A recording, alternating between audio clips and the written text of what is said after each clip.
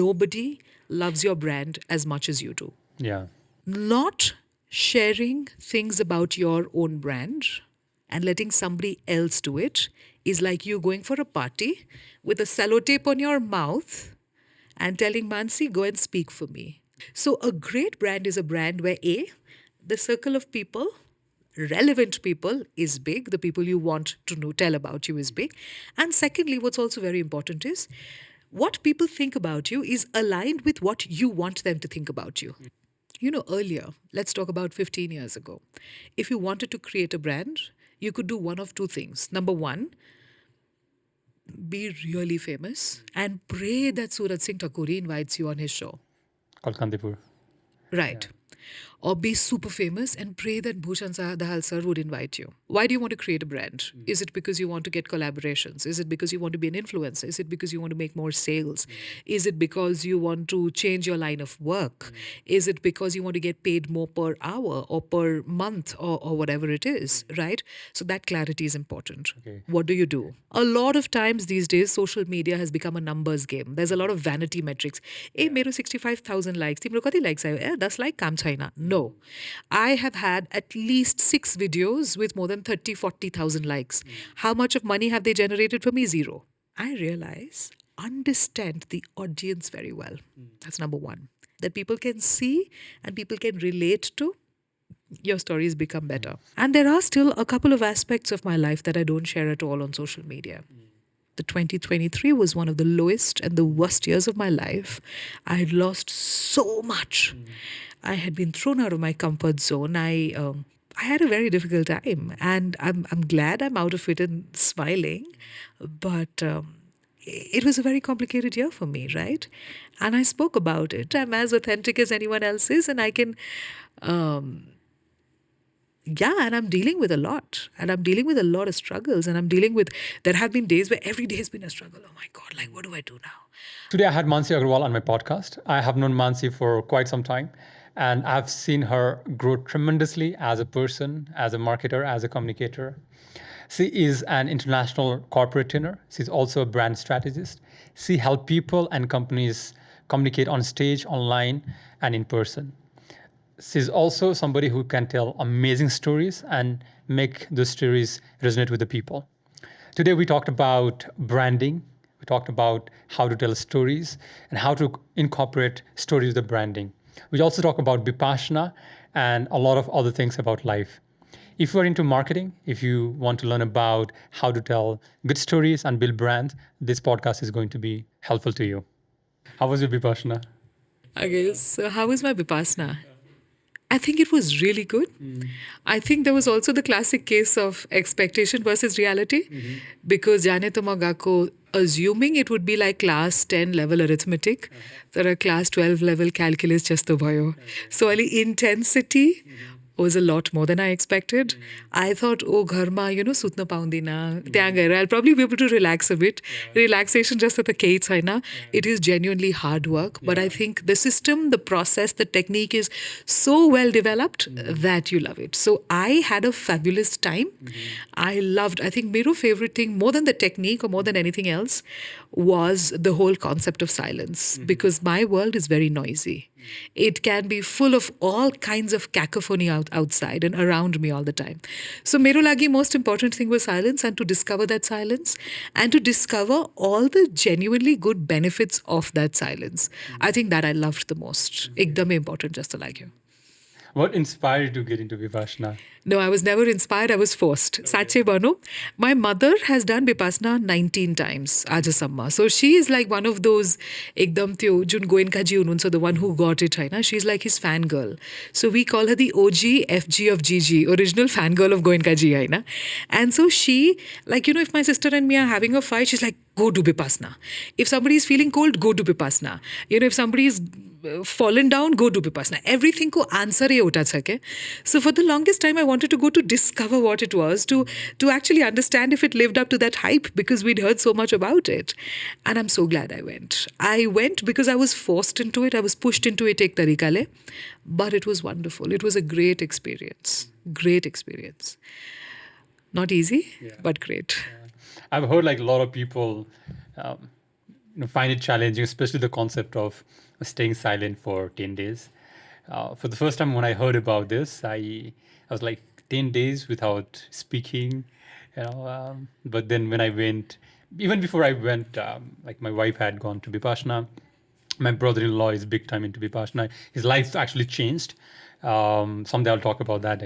Like his life changed a lot because of Vipassana, and he's like full time into meditations and service. And recently, like 6 months back, when I went there, that was my first Vipassana experience. So I got answer to one of a question that I had about something in life, and then quite insightful. Yeah. And was it difficult for you, or like ever felt like, oh, I want to come out of it, or was it easy? No, I'll give you my very honest opinion on this, Saina. So there's three kinds of conversations. Conversations that I have through social media. Right? That's one. One in-person conversation, and third, conversations with yourself. Right? For the longest time, I think I had been prioritizing the wrong kind of conversations, which was the conversations on social media. So the first day that I went, I saw a beautiful sunset. My first thought was, oh, let me take out my phone and put it on an IG story, right? And then you're like, oops, I don't have a phone. You know what I mean? So after, I think, 48 hours, for the first time, I got used to the idea of not having a phone. Okay? But for 48 hours, this to okay, oh, me too, khana, let me take a picture, let me put it. Oh, what a beautiful sunset. And then you're like, oh, I don't have a phone, right? Like that. The other kind of conversations that you have is with people around you. So this was challenging initially for me because my world is about words. My world is about conversations. We've met after so many years today and we've been speaking nonstop for the last 40, 45 minutes, 1 hour. So I enjoy that a lot. I missed that for a while, yes. But then I started having conversations with myself. My inner voice, I think, became louder and more prominent because there's nobody to talk to. I'm not going to lie, on the seventh day, I was willing to do anything to steal a pen. I had toilet paper, okay? So I said, I'm going to write. Like, I want to write everything I have in my head. So for me, what was most difficult was to not have an outlet for the conversations I was having with myself. Because my brain, when I was speaking, was, yes, talking a lot about my current situation, that was Vipassana, talking a lot about the people in my life, but also generating a lot of fabulous ideas. And I'm sitting there thinking, oops, what if I forget this? I don't want to forget this. Or, oh, I have to tell Rachel that. I should not forget that. So I was willing to do anything. I begged them, please allow me to have a pen for 30 seconds. I'll just take notes and I'll give it back to you. Hundena ma'am. I said, okay, let me try and steal a pen. There's no pen to steal. I mean, that was just a joke. You can't steal, obviously, right? And I think then I made a mental map of all the conversations, all the things I wanted to write. So I imagined like 60 things, and I remembered this entire list of 60 things because I imagined them visually. I read about this method many years ago, maybe in a book, and I did the whole thing. I came back, and before I got into the car, I said, "Mom, I need a pen and paper." She had a pen. I took papers. मेरो गाडी में notebook थियो. टिक टिक टिक टिक टिक सबै 60 note down करे, and then I was like, all my thoughts are there. So yes, I missed having conversations with people because I love that. No, I did not miss my phone. Yes, I missed having a pen because I could not write everything that I was thinking. And I had fabulous ideas. So I think my inner voice became louder, which was amazing. What was more amazing is that the conversations I was having with myself did not aggravate me, instigate me, or agitate me. Because sometimes it's very difficult to make peace with the thoughts in your head and make peace with your own voice. But that did not happen. I was very calm and very peaceful with how I was feeling. I was not judging myself. I was very kind to myself. And I enjoyed that process a lot, a lot. Yeah. Yeah. So are you planning to go next time as well? Or is it like I'm done with Vipassana? No, I'm definitely not done with Vipassana. I will do it again. I don't know if I'm going to become like the addicted to Vipassana person like my mom, like twice a year, jane parso, and she's done a 45-day course, she does seva, she does all that. I don't know if I'm going to become that person, but it is something that I would like to experience again in my life. And for me, the silence was the most important. So I'm thinking maybe once a week I'm going to be like, bye-bye social media, bye-bye people, I'm off today. And 24 hours of silence also, I think, can have huge repercussions in our lives. So why not? But I'll still have a pen. I'm not doing without that. Like, that's not happening. Yeah, that's not happening. Like I've heard a lot about people doing this silence meditation, and Vipassana was not my first silence meditation. Okay? So there is a place called Jivan Bigyan. It's organizations in Travel where I learned meditation, and they have these 7 days silence meditation. That was my first one, and no speaking, and it was quite an interesting experience because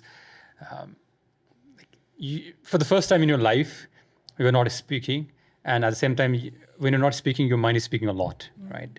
Because now, when we are speaking, in a way, we're not thinking about what our brain is thinking, right? And then you get a lot of emotions, a lot of thoughts, and to observe that, and just to be aware of what is happening to you, it was quite insightful. And there was some really interesting moment to just reflect back. And I had like one really, both the one I went to Jew began, I had one very good learning from that experience. And also from the Vipassana that I went, I got answer to one of the questions that I had. So for me also, it was quite insightful experience. How old were you when you went to Jivan Began for the first time? Oh, I went to Jew began in, which year I went? I think 2018 or 19. Okay. Right. Not very long ago. I think 19, probably 19, because I started something else in 2018 end. 19, I think end of 19 or somewhere I went to Vipassana. June Jivan began. Okay. Vipassana I did like 6 months back. Okay. And good experience. Yeah, great. No, for me, I think Vipassana really answered not a question, but okay, so I thought for the longest time that there was something that was really bothering me. And I thought that I was pushing it away. Okay. And I kept on thinking, I'm pushing this away. I'm suppressing this. I'm suppressing this. One day it's going to bust. Yeah. And then when I went for Vipassana, and for the first 2 days, your brain is talking a lot. Your brain is reminding you of everything and everyone. Like middle class one co teacher, right? Na? She lost her son. I remembered her face, her son's face, all sorts of things come back to you. And I thought that this one theme that I was really scared was bothering me a lot, that I was suppressing a lot, would come back to me in a big way and it would make a huge difference.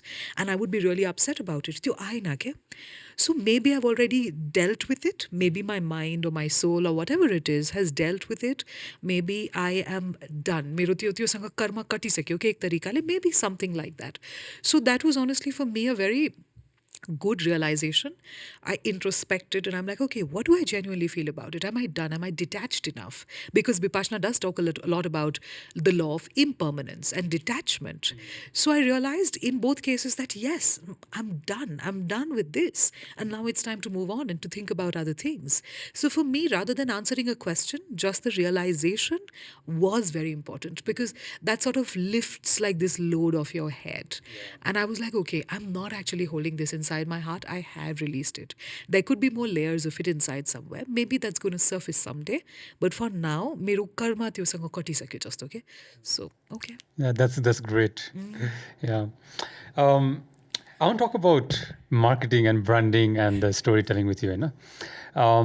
Since I've known you for like 10 years. More. Yeah, a long time. And I've seen how you have evolved, right? Initially I knew you as a great public speaker, and what I've seen over the period of time, like branding and storytelling, and combining both branding and storytelling in such a good way. What inspired you to get into branding? Completely erratic series of events. I can't pinpoint this. Okay. So I'll tell you what happened. Let me backtrack and think this through. So lockdown थियो. I was bored.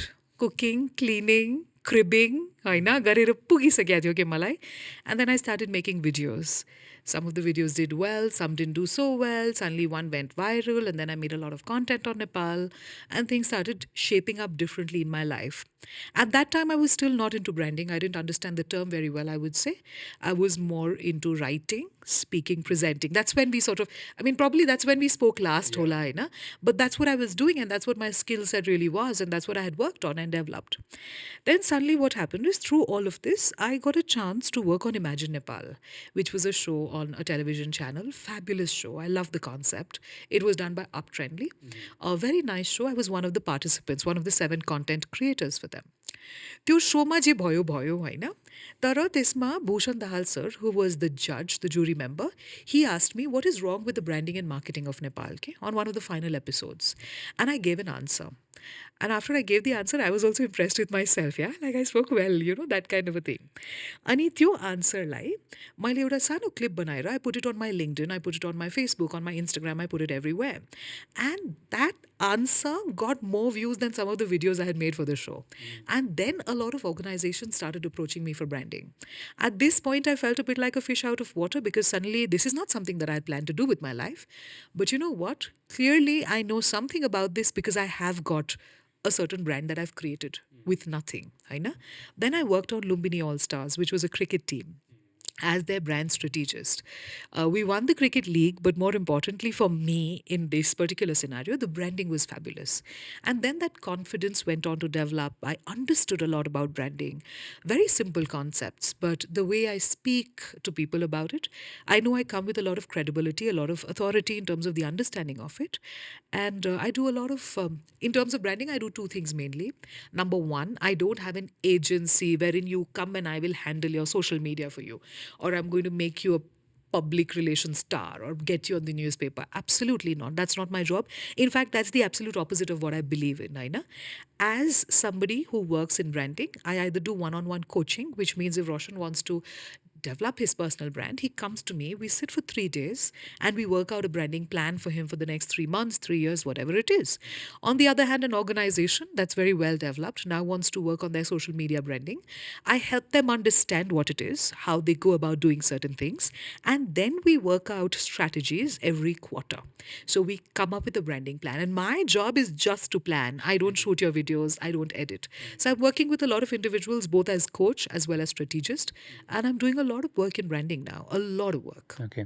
So you mentioned this 3 days of concept where you help individuals or companies. Can you walk me through what is this process like? And I want to understand what it takes or what are the good components or important components of building a good brand? Great. Okay.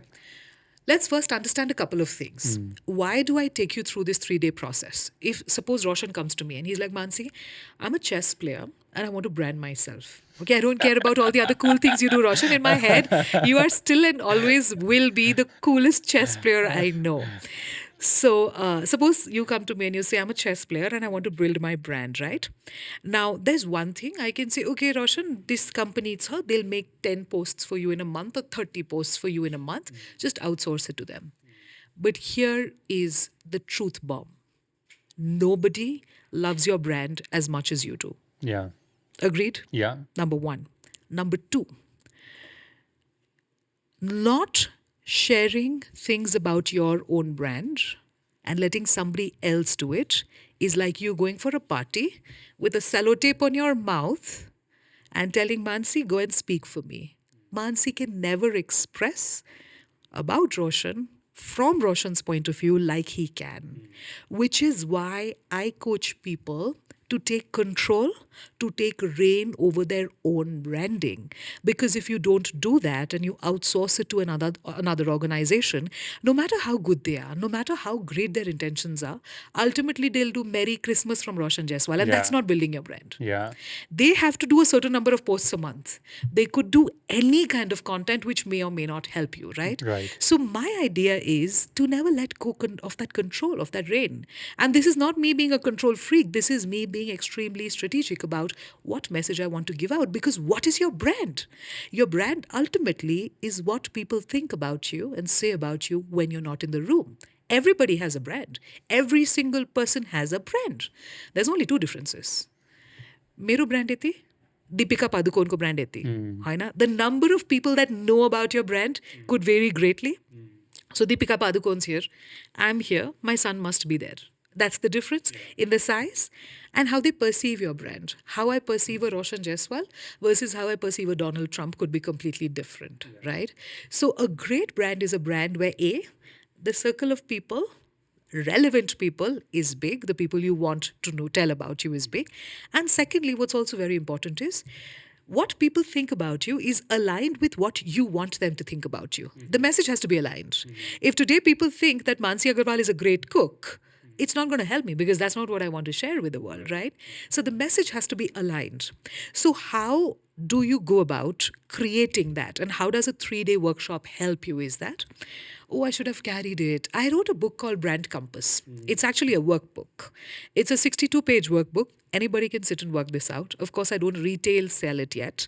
I don't think I ever will. I think I saw that book. Kata. We have a common friend, Mastakala.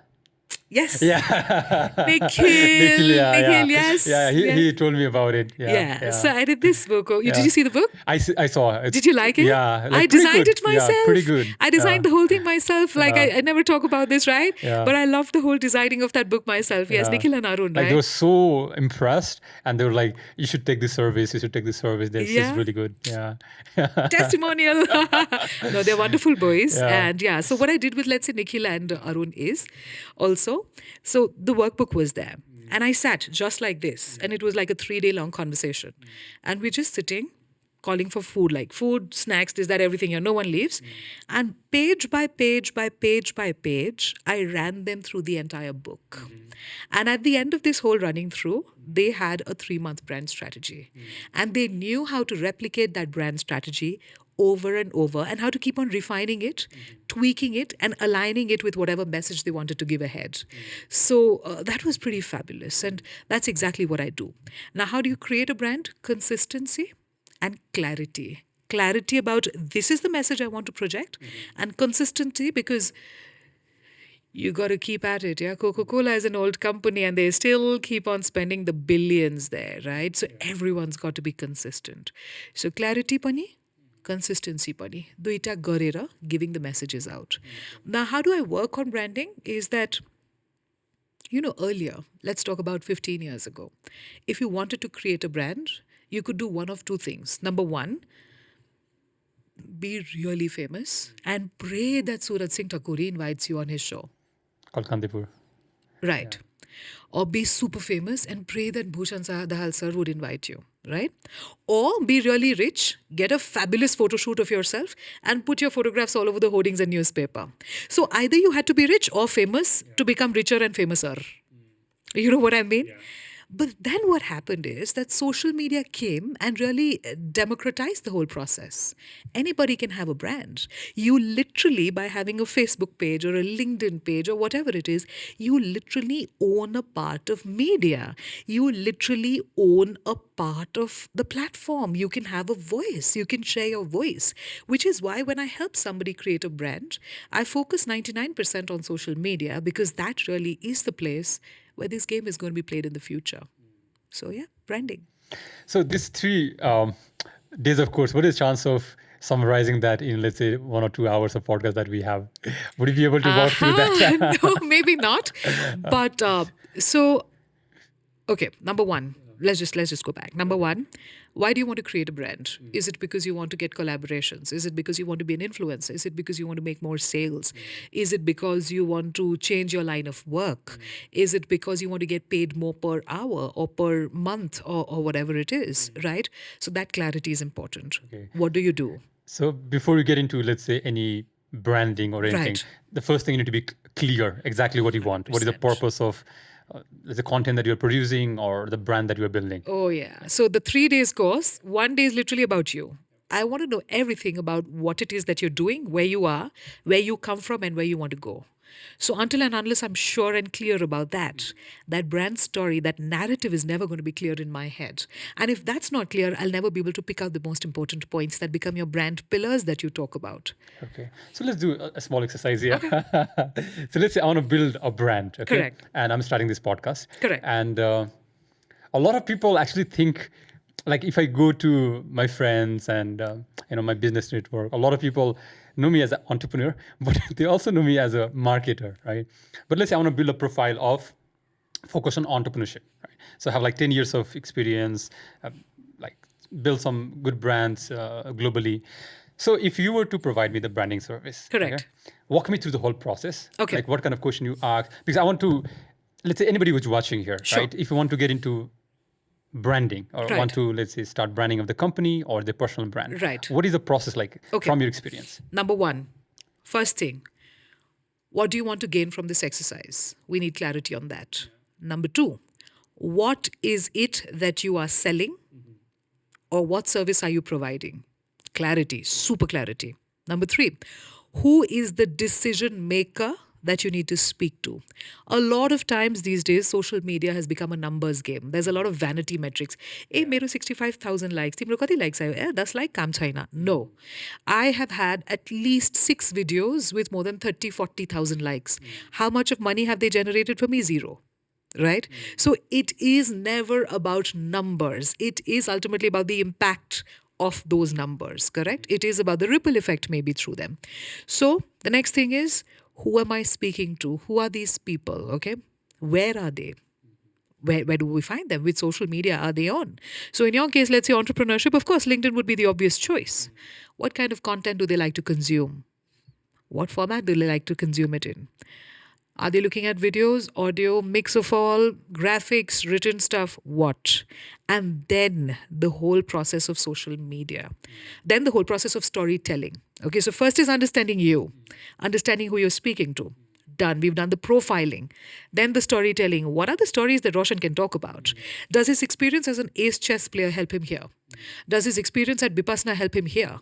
Does it make him a better entrepreneur? How can we take that angle, that narrative, that vantage point, and create a story out of that? How is it going to be if I want to talk about Raushan and I want to talk about him? Let's say you're into coding. You are into coding. I'm not. I'm more into marketing. But I study But you coding. know coding now. Yeah, I do. I do. So please, that we are going with that. Okay. So let's say you know coding. Okay. I would think that being such a fabulous chess player, and also having that calmness of mind that comes with Vipassana and silent meditation helps you become a better coder, right? That might be a fabulous storyline. That might be a great way to pitch you. That might be a great way to talk about your skill set. That might be a great way to bring out how precision oriented you are, how meticulous you are. So, understanding the storylines, crafting your brand identity, crafting your brand words, crafting your brand pillars. That's the next part of this. That is where my experience as a speaker, as a writer really shines, because I understand storytelling. I understand how you make a narrative. I understand how you sort of get a story together. How do you get these little elements that add in to make you this person that you are, the persona that you want to give, okay? And then after that is the whole social media, the technical things. Algorithm kasari kam garcha. Should you post at this time? Should you post videos? Should you do 30-second videos, 60-second videos? What? And this requires a lot of experimentation traditionally, right? Because these guys are changing the algorithms all the time. Sometimes some things do well, sometimes some things don't. But I keep my eye open and I understand all of this. And that's how we go about it. So first, understanding who you are. Who are you speaking to? Then your stories, your brand pillars, your what is it that you want to give out to the world? Where do you come from? What makes you unique, Raushan? What is it about you that is different from him or anybody, right? I'm a trainer. There could be many other trainers, and everyone has their own individual flavor. There's a certain kind of person that comes to me. There's a certain kind of person who goes to somebody else, and there's a reason we resonate in a certain way. And that is really the main part, the storytelling. Who are you? Why are you doing what you're doing? What makes you unique? I know my experiences as a photographer, my experiences as a writer, as a speaker, as somebody who understands videos as a medium, brings a lot to me as a brand strategist. Because not only can I sit with the camera guy and direct the cinematographer, I can also work on the scripting. I can also help you speak better on camera, emote better on camera, and I understand social media enough to be able to help you understand how to post. So the amalgamation of all of these seemingly disjointed skill sets really adds a lot to who you are as a brand. Interesting. So there's two things that I want to add on to that. Sure. I think when we were telling a story, or even when we know our audience, I said like, tell your story, but be very authentic. Because sometimes you may want to sell certain thing to our audience, but if you're not authentic, then it's not going to work, right? So like, it's so important that whatever you're saying, it has to come from a place where you're very authentic about those informations, right? That goes without saying as well. There was this, like you said, connecting a lot of dots. There's one guy I really admire called Naval Ravikant. Have you heard about him? I've heard the name. Yeah, okay, so Wrote a book? I don't know if he has Yes. written a book, but there is a book about him. Somebody What does else he wrote. do? Is he in America and is he like a So he's in America. I think he's an Indian, but he's in America. entrepreneur? He's an entrepreneur, Yes. but he's also a spiritual person, and it's a very interesting conversation. Talks about happiness?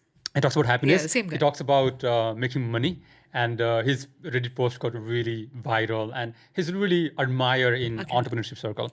And he was in Joe Rogan podcast, and he shared one thing that I was quite fascinated about.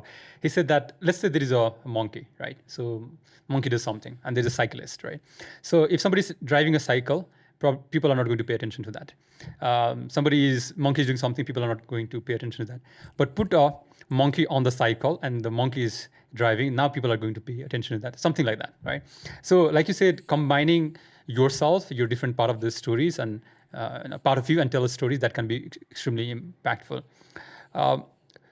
Like I know you as a public speaker, right? I have heard from you, and you have coached me in some of my speeches, I remember. Long ago, right? Yeah, that was a long time ago. And photography, I know, like you used to do wedding photographies and so on, and a lot of things that you were part of. And like you said, these things help you. These all skill set help you, let's say, into branding and storytelling, right? And one thing that I've felt similar in my life, not with branding or storytelling, is you need to do a lot of things, and these things will help you connect into places that you have not even imagined. For example, from long time ago, I am like very curious and I like to learn things. And though I study programming, a lot of my interest is in marketing, right? And so like I learned search engine optimizations, like getting into Google. I read about conversion optimizations. Nowadays I'm reading a lot about psychology and finance. And interestingly, the one thing connects like from one place to connect to another. And I'm not even thinking, like, for example, public speaking itself, right? It has helped me so much into, like, even in my podcast.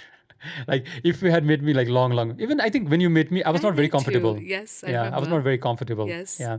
And so how do you feel that, whenever we tell story, combine a lot of things that are part of our life, and how do you think that will connect with the audience? Okay. Let me put it in two parts. Yeah. Number one, everyone is a seeker. Everyone's looking for something. Raushan, for somebody at some point, for today, for me, money might be super important, or health might be super important, or relationships might be super important. But everyone's looking for something, right? What we need to understand is a lot of times people feel conscious talking about the fact that, oh, I was doing that, but now I've left that and I'm doing this. But ultimately, everyone's leaving one thing to get another, and then leaving something else and getting another. There's absolutely no shame, no hiding that.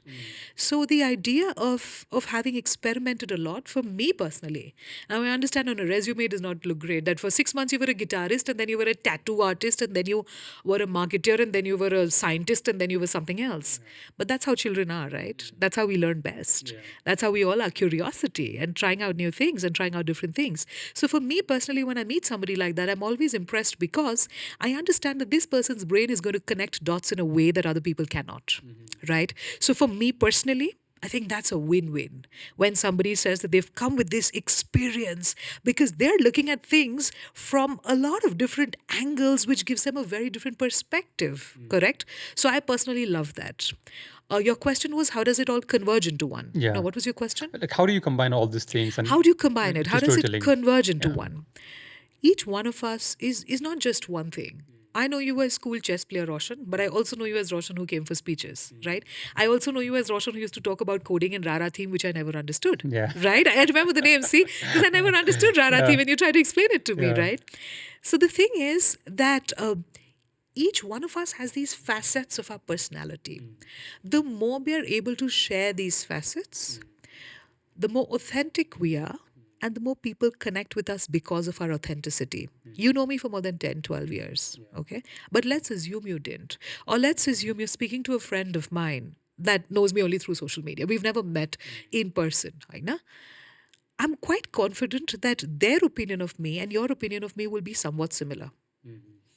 Right? You might know me more intimately because you've been a friend for such a long time, but your opinions will not vary too much. That's because I put a lot of my authentic self out there. I may not have pictures with my camera every day as a photographer, but I do talk about the fact that I've been a photographer. I do talk about the fact that I have a son. I do put that side of myself also out there because this is what makes me a real authentic person. Ultimately, the truth is, all of us love working with real people. We don't like working so much with robots yet. Right? We like knowing things about each other, especially in a country like Nepal where everything is so communal based. Everyone becomes Didi, ma'am, suru surma, pachi pachi Didi, bauju, auntie, pani, that started happening. And that's slightly sad, but you know what I mean, right? Everyone's Didi and chori jasto cha kind of a thing, right? So that whole authenticity really helps to connect with people because if you're connecting only intellectually, that's great. That's great. You got to be great at that. I'm very critical of myself when I work. I'm quite a perfectionist, as we were discussing earlier, right? I'm very critical of that. Yet I also understand that human connections matter the most. So that authenticity comes from there, and that the connections come from that authenticity, rather. So I'm very unapologetic about putting myself out there. And one of the way to, I think, build the connection with the audience would be through storytelling, like you said earlier. How do you go about telling impactful story so that people remember that and you put yourself out there and make sure that whatever you share, the information resonate with the people and they'll remember you. Okay. So I recently figured out, and this is a great thing. Okay. So this is something you'll agree with me. Vipassana mai bhatyo. Haina? So every evening we would have this discourse, right? And Goenkaji speaks. And have you noticed, I don't know if you ever felt this, but there are days when you're feeling low and you're like, oh my God, today was a difficult day. I could not sit. And in the evening, he'll say, today was a difficult day for you. You could not sit. Your legs were, you know what I mean? Yeah. So the best storytellers, I realize, understand the audience very well. That's number one. And number two, they subtle tarika, in a very subtle way, they build that in and they put that narrative out there. You know what? I know you. I know what you've been through because I've been there myself. And the moment you have that level of connection, the audience is willing to buy anything. The audience will buy anything. So if I go and I'm like, oh, I've always been the best public speaker, I'm so fabulous and I'm so good, people don't care, right? Because they're like, oh, we don't relate to her. She's been good at this. And I'm like, you know what, guys? I have messed up on stage. 3 weeks ago, I did this speech. I came back home and I cried, right? That's the kind of stuff people sort of agree with because they're like, oh, she has that problem. I have that too. She's my buddy. We're just like that, right? So I think this whole idea of storytelling and how do you share stories authentically, number one, don't ever tell me my life does not have anything interesting to talk about. Absolutely not. Every person's life is quite a magical, miraculous Bollywood style saga film. There are amazing things happening all the time. We just don't recognize them enough. So, fabulous things are happening in your life, small things, big things that can be built into interesting, compelling narratives that you can use in different situations on stage. So, number one, always have your treasures chest of stories, like your archive, like, keep writing, you bhati, things like that. Number two, when you share a story, I've got 38 and a half, almost 39 years of stories behind me. Not every one of them is relevant. There are going to be some stories that are more relevant than others. Understand your audience and which story is going to resonate with this audience. What are the pain points of the people right now? Where are they struggling? Where are they suffering? What is it that they would hear and immediately say, oh my God, she's speaking my heart. She's speaking my mind.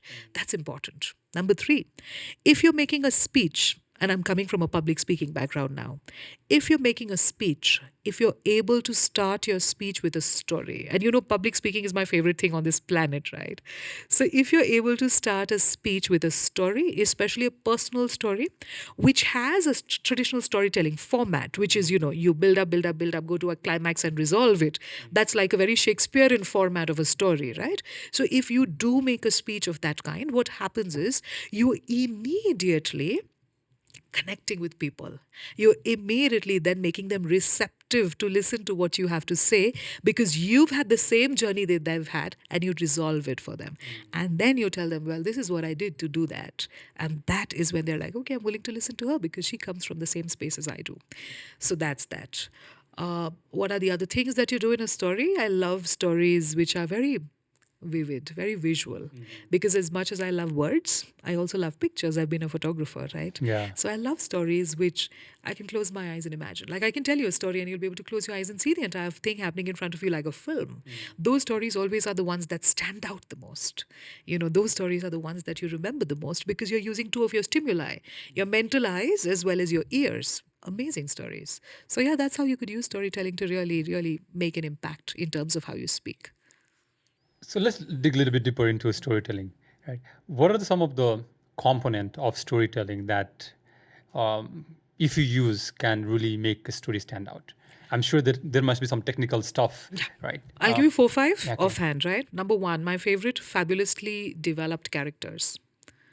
A character like the people in your story, whether it's you, whether it's your neighbor, whether it's your milkman's neighbor, they can't just be, oh, I met my milkman. No. I met my milkman. That day his beard looked a bit more rugged than usual. He had this red flush on his cheek. I wondered why. He was always limping, but today he limped a bit more. Can't you see this person? You can immediately see this guy, right? And now you're also thinking about his backstory. Ke baat hi tha? Did he have a fight with somebody? Was he upset about something? Did he fall off a bus or something like that? So what we're really doing is, number one, the moment you can have a character that people can see and people can relate to, your stories become better. But also make it visualize. Absolutely. Like, See and relate to. So visual as well as heart, right? Number one. Number two, I love stories with time and place markers. So when I say Calcutta 1981, outside the hospital, you have an image in your head. I don't know what it is. It could be different from mine, but it's an Bollywood image. movies. ठीक sir. Train. ठीक sir. Calcutta, 1985. I was born at 7:05 in the morning. My grandfather, a fat, paunchy man in a white kurta, was distributing 10 rupee notes to everybody at the hospital saying, Badhai ho, mere ghar Lakshmi aayi hai. Can you not see that scene? You can see it. And because you think 1985 is prehistoric times, you can also see it in sepia tinted tones. Black and white just hai na? On the other hand, if I say New York, 2064, you see a completely different image, right? That time and place marker has totally changed the way you perceive the story, and the background of your story is already set. So I love having very clear time and place markers in stories. Okay, so much so that many times when I'm making a story on stage, rather than saying this happened here and this Calcutta, no, I say Calcutta 1985. I was born at 7:05 in the morning, and then. So everyone already has the background, and they're just putting the characters into that background. That's fabulous, right? Storytelling. Another thing so we spoke about characters, we spoke about time and place markers. Number 3, I love dialogues. A story with a dialogue is always a story with a soul. There's this story I share. Very often I'm asked, who are you most inspired by? And while there are fabulous people on this planet, I'm most inspired by Joya. Now, who's Joya? She's my mother's helper. She's been in our house as a helper. She stays with us. She's been in our house as a helper for the last 36 years now, since my sister was born, my younger sister. Now, Joya is from a very average, lower middle class Bengali family, stays in a village outside Calcutta. So I did this whole video where I described her village and how my sister and me, Gauri and me, we went to her village.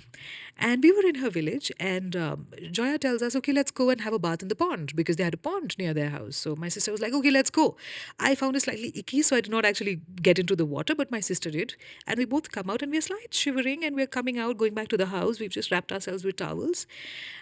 And then in the middle, and I kid you not, I remember this scene, there are trees ruffling in the background, and Jaya makes us stop. And she says, Ekhan theke jotota jayga dekhte parcho shopta amar. Which means from here, as you stand here, all the land that you can see belongs to me. And by working in our house as a domestic helper, she had earned all this money and bought all this land. I kid you not, I had goosebumps when I heard it the first time. And I kid you not, I have goosebumps every time I talk about this with somebody. But could you see how that one Bengali dialogue that I know you don't understand added so much of flavor to that story? And now it's a story you won't forget, because it was like the monkey on a bicycle, right? It was something you didn't expect. And as you were saying this, I can visualize. I can think about the river. I can think about plain lands. I can think about the trees. Yeah. Oh, and probably the helper. Like, it's sort of an image I have in mind. You have an image, absolutely. So as you were saying this, I am in that time. Yes. Right. And your words are coming to me, but at the same time, I'm visualizing all these things. So suppose I did it like this. Bakuda, West Bengal, February 2016. As Joya slowly limped across her farm, Gauri and myself followed. We were both eager, my sister to jump into the cool water of the pond where she would dip, and me to sit there and feel the breeze on my skin and hear the trees go fish, fish. As we came out of the water, my sister, shivering, got into a light blue towel. Joya tried to clean her hair, but to no avail. We walked slowly, carefully trying our best not to squish the leaves on the path. And suddenly, she made us stand. We paused, and I remember that moment. The sky was a nice blue. The flowers in the farm gave out a fragrance that they do in early spring. And she said, এখান থেকে যতটা জায়গা দেখতে পারছো আমার. I had goosebumps then, as I do now. Did you see what I did? I created a story for you. And I created this story where you can hear, you can see, you can feel, you can touch, you can smell, you can do everything. These are the stories that work. As you were saying, the cold water, I was feeling cold. That's the idea. Yeah. That's the idea. Yeah. To be able to create not just images, but a 3D of a story where you're in the story. So Raushan, so like Joya's walking, Gauri's walking, I'm walking, but Raushan's also walking behind us and he can see everything that's happening. And I'm sitting and I'm watching everything. My sister's dipped into the water, she's come out of the water, and now we're all walking back. And then she says, shh, and then we see the land around. So that's how you create stories. Okay, so that's the second part, right? So coming back to the same thing, component of good storytelling. Characterization. Okay. Time and place markers. Dialogues, visualization, where you give a lot of visuals. And another thing that I totally and truly love, and this is my final tip maybe for right now, smell, taste, sound, feel. If you can add these, I could smell the leaves being trampled. I could smell the rain. I could smell my mother making tea in the kitchen.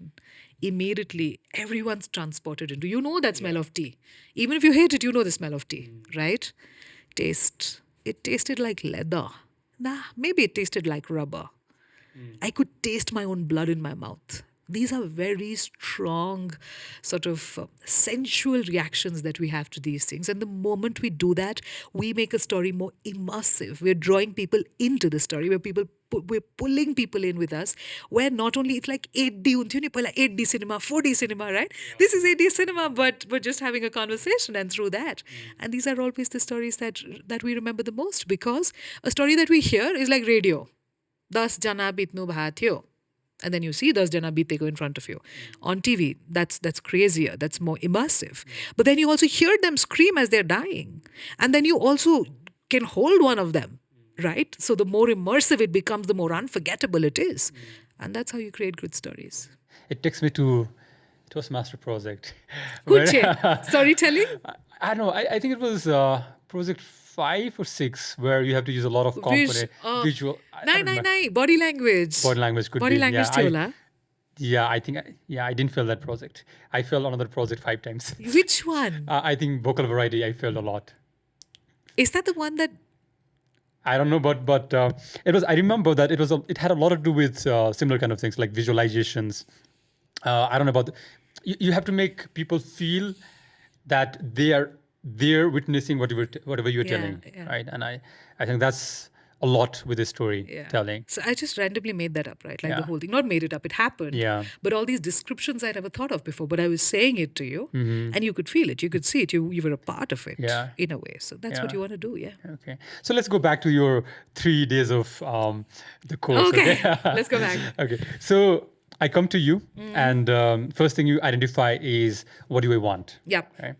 Then you identify who my target audience is. Yes. Then where are they hanging out? Could be LinkedIn, Instagram, whatever, right? All of that. After you have done that, you've figured out, okay, so what is the message you want to give? Or like maybe what do you want to sell, right? Or no, that's Suruma. Suruma. But that's happened already. Okay. Now this part, the third part is where we're really figuring out what is your narratives? What are your talking points? What are you going to talk about? When Mannsi Agrawal says something on social media, she's not going to talk about chow chow and pasta and cooking. That's not my narrative. But she will talk about excellence. She will talk about transformation. She will talk about public speaking. She will talk about communication. She will talk about personal branding. She will talk about tourism in Nepal. She will talk about the potential of Nepal because my storylines are personal development, communication, Nepal. Those are my storylines. And then it's a melange of those. And there's a formula that I give. It's a pretty, not a complicated, but a longish formula. How you combine those to create the stories you need to. What is the formula? Oh, it's just long. Like it's a lot of calculations. I mean, it's just how you combine things and you get a storyline. And it's a thing. I mean, it's long. But I would need to sort of explain it like through visuals to you, but that's that. And then once you've done that, then we sort of figure out how do you share these stories. And that's quite a bit of, really understanding storytelling, understanding speaking, understanding communication, understanding camera, understanding all of these, understanding how social media works, understanding the technicalities of things, understanding what the algorithm of LinkedIn is pushing now, what is Instagram doing now, why are Reels doing well, things like that. So that's the technicalities. That's really the third part. The releases, the frequency, the schedules, the engagement, all of that. So this whole process. Can you share some insight from your personal experience where you have, used branding and storytelling? From where I've seen you have used it extensively and pretty impressive work that you have done. And I have met people who didn't know that I knew you. And they have talked, like they're so impressed with your storytelling and your public speaking. And there has been many cases like that. And so I'm paying all of them to say these things, right? So from your experience, walk me through like your process, how you're doing it, so that a lot of people can learn from that. I have a very good answer to give and a very authentic thing to say before that. I'm struggling right now. And my struggle is not in not having enough to say. My struggle is in not having the right team to help me say it in the way I want to. By say it doesn't mean I'm struggling with the words that I'm okay with or how I want to say things. I just don't have the team that's going to help me edit correctly in the way I want, with the professionalism that I want. So right now I'm really struggling with my social media, I would say. Hopefully by the time this video airs, when will this happen? Wednesday. Oh no, by then I can't sort this, but you know what I mean. But hopefully if leave a comment or email address, somebody will contact you hopefully. Leave a comment, email address if you want to come and work with me. We'll work on social media, we'll work on project management, we'll work on a lot of interesting things. I don't promise you that much money, but I will pay you well, enough for you to do your things. But I'm sure you'll learn a lot. Tang, get in touch here. See, that's a bit of like marketing for me. Yeah. No, but like genuinely, I'm really struggling because I don't have the right team. As far as content is concerned, I have the next 4 months planned out on a piece of paper or in my head. I need to execute it. Now, where do I get this content from? That was your question, right? Your question, I'll answer it like this. There are 4 or 5 things that I do. Number 1, what do I want to talk about? Number 2, what do I want to teach? What do I want people to learn from me today or tomorrow or whatever? Number 3, what have I experienced? Number 4, testimonials from past work. So training, because training is 90% of what I do. And strangely, we haven't spoken about it yet, but training is 90% of what I do. So client testimonials, what clients feel, this and that. And then also sometimes just reflective, nice posts, which could potentially do well on certain social media. So this is literally what I do. I just ask myself these things. I have an Excel sheet, which has now become so big that there's no way to manage it. And I think I'm just dumping ideas there. And maybe I need to take a bida one day, go on silent meditation and sort of take a piece of paper as big as this table and nap everything down and have a nice flow chart.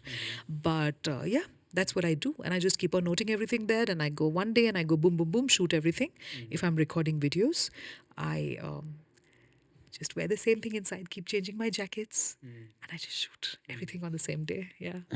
Okay. So you have been using a lot of social media, right? LinkedIn is one, Instagram. Yes. I don't know about Facebook. How extensively do you use Facebook? This is the one known. So Facebook is my main first social media. I've been very active, not so active on Facebook. I've started using LinkedIn more. Okay.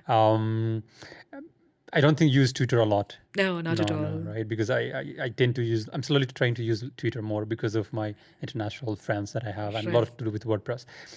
What difference have you noticed in, let's say, LinkedIn, Instagram, Facebook, and now TikTok is banned, but in TikTok? What were Hopefully, the differences between these? yeah. Oh, the mindset. When I go on a TikTok, I am not going to learn about theory of quantum physics. I'm going to see some little girls dancing in nice clothes on terraces. Right? Or I'm going to see something frivolous and fun. 15 seconds. So the mindset when you go on one platform or the other is very different, which should also reflect in your content strategy for that platform. Okay. Given the fact that, let's say you have a huge team, I would take each piece of content and edit it and cater it to the specific platform that I'm putting it on. But that's not always possible for people like me who are एक्लै सबै गरिरह होइन म लेखी पनि रहेको छु suit पनि गरिरहेको छु एडिट पनि अब आफै गर्ने बाध्यता जस्तो आइरहेछ unless you want to take a job at mine. I know. But the truth is that, you know, it is. There should be a lot of tweaking between these platforms. So the mindset is completely different. Somebody who goes to consume content on YouTube is not really going for the shorts yet. We're still going for long form content, right? I personally, if I go on YouTube, either I'm going to go to listen to music, which is fair, which is fine, but I'm also going to go to listen to a conversation like this. Half an hour, 40 minutes, Raushan and Mannsi, something interesting, right? On the other hand, if I go on Facebook, I'm going to see what people are doing, who's getting married, who's getting engaged, who's got a kid, a bit of that social stuff. If I'm going on Instagram, I'm going to see pretty things, whether it's pretty food, whether it's pretty clothes, whether it's also maybe interesting, intelligent conversation, but mostly visually very appealing, which is great. When I'm going on LinkedIn, I'm going for pure intellectual stimuli. So I'm going to learn something new. I'm going to see what people are doing. I'm going to go to get impressed. Sometimes also pretty feel pathetic about myself, but that's another story. We know this, right? But that's what I'm going to go on LinkedIn to do. So yeah, that's it. The mindset of people is really very different, which also changes the way things happen. Twitter, I'm not very aware. किनकि यस्तो भएको थियो म ट्विटरमा छु तर 200 जना पनि छैन त्यो कनेक्सन भन्छ नि ट्विटरमा के भन्छ connection follower. Yeah. 200 jana pani huna haina. And I went and I was like, okay, I thought I'll open my new account and I did not know which email address I logged in from. And I saw there's already a Mannsi A. And I never write Mannsi A. I always write Mannsi Agrawal. I'm like, oh, this is like a fake account. This is not even me. Then I realized no, it was connected to something else. And Twitter themselves had given like that name Mannsi A or something. I don't really remember choosing it. So I don't know what Twitter is. I have never used it. Would like to get active, but not missing it so much so far. So, like you said, LinkedIn is more on the professional side, right? So that's where if you're looking at clients and if you're especially selling services, where you would go onto LinkedIn, right?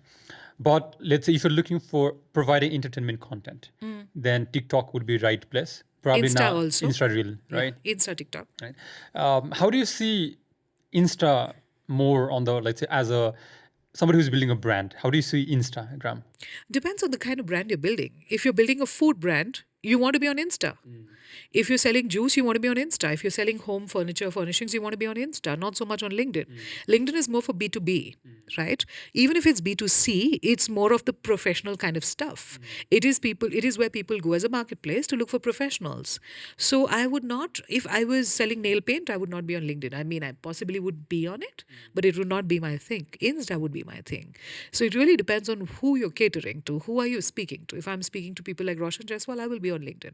If I'm speaking to Raushan's 16-year-old niece, I'll possibly be on Instagram. Okay, you said very interesting things on TikTok.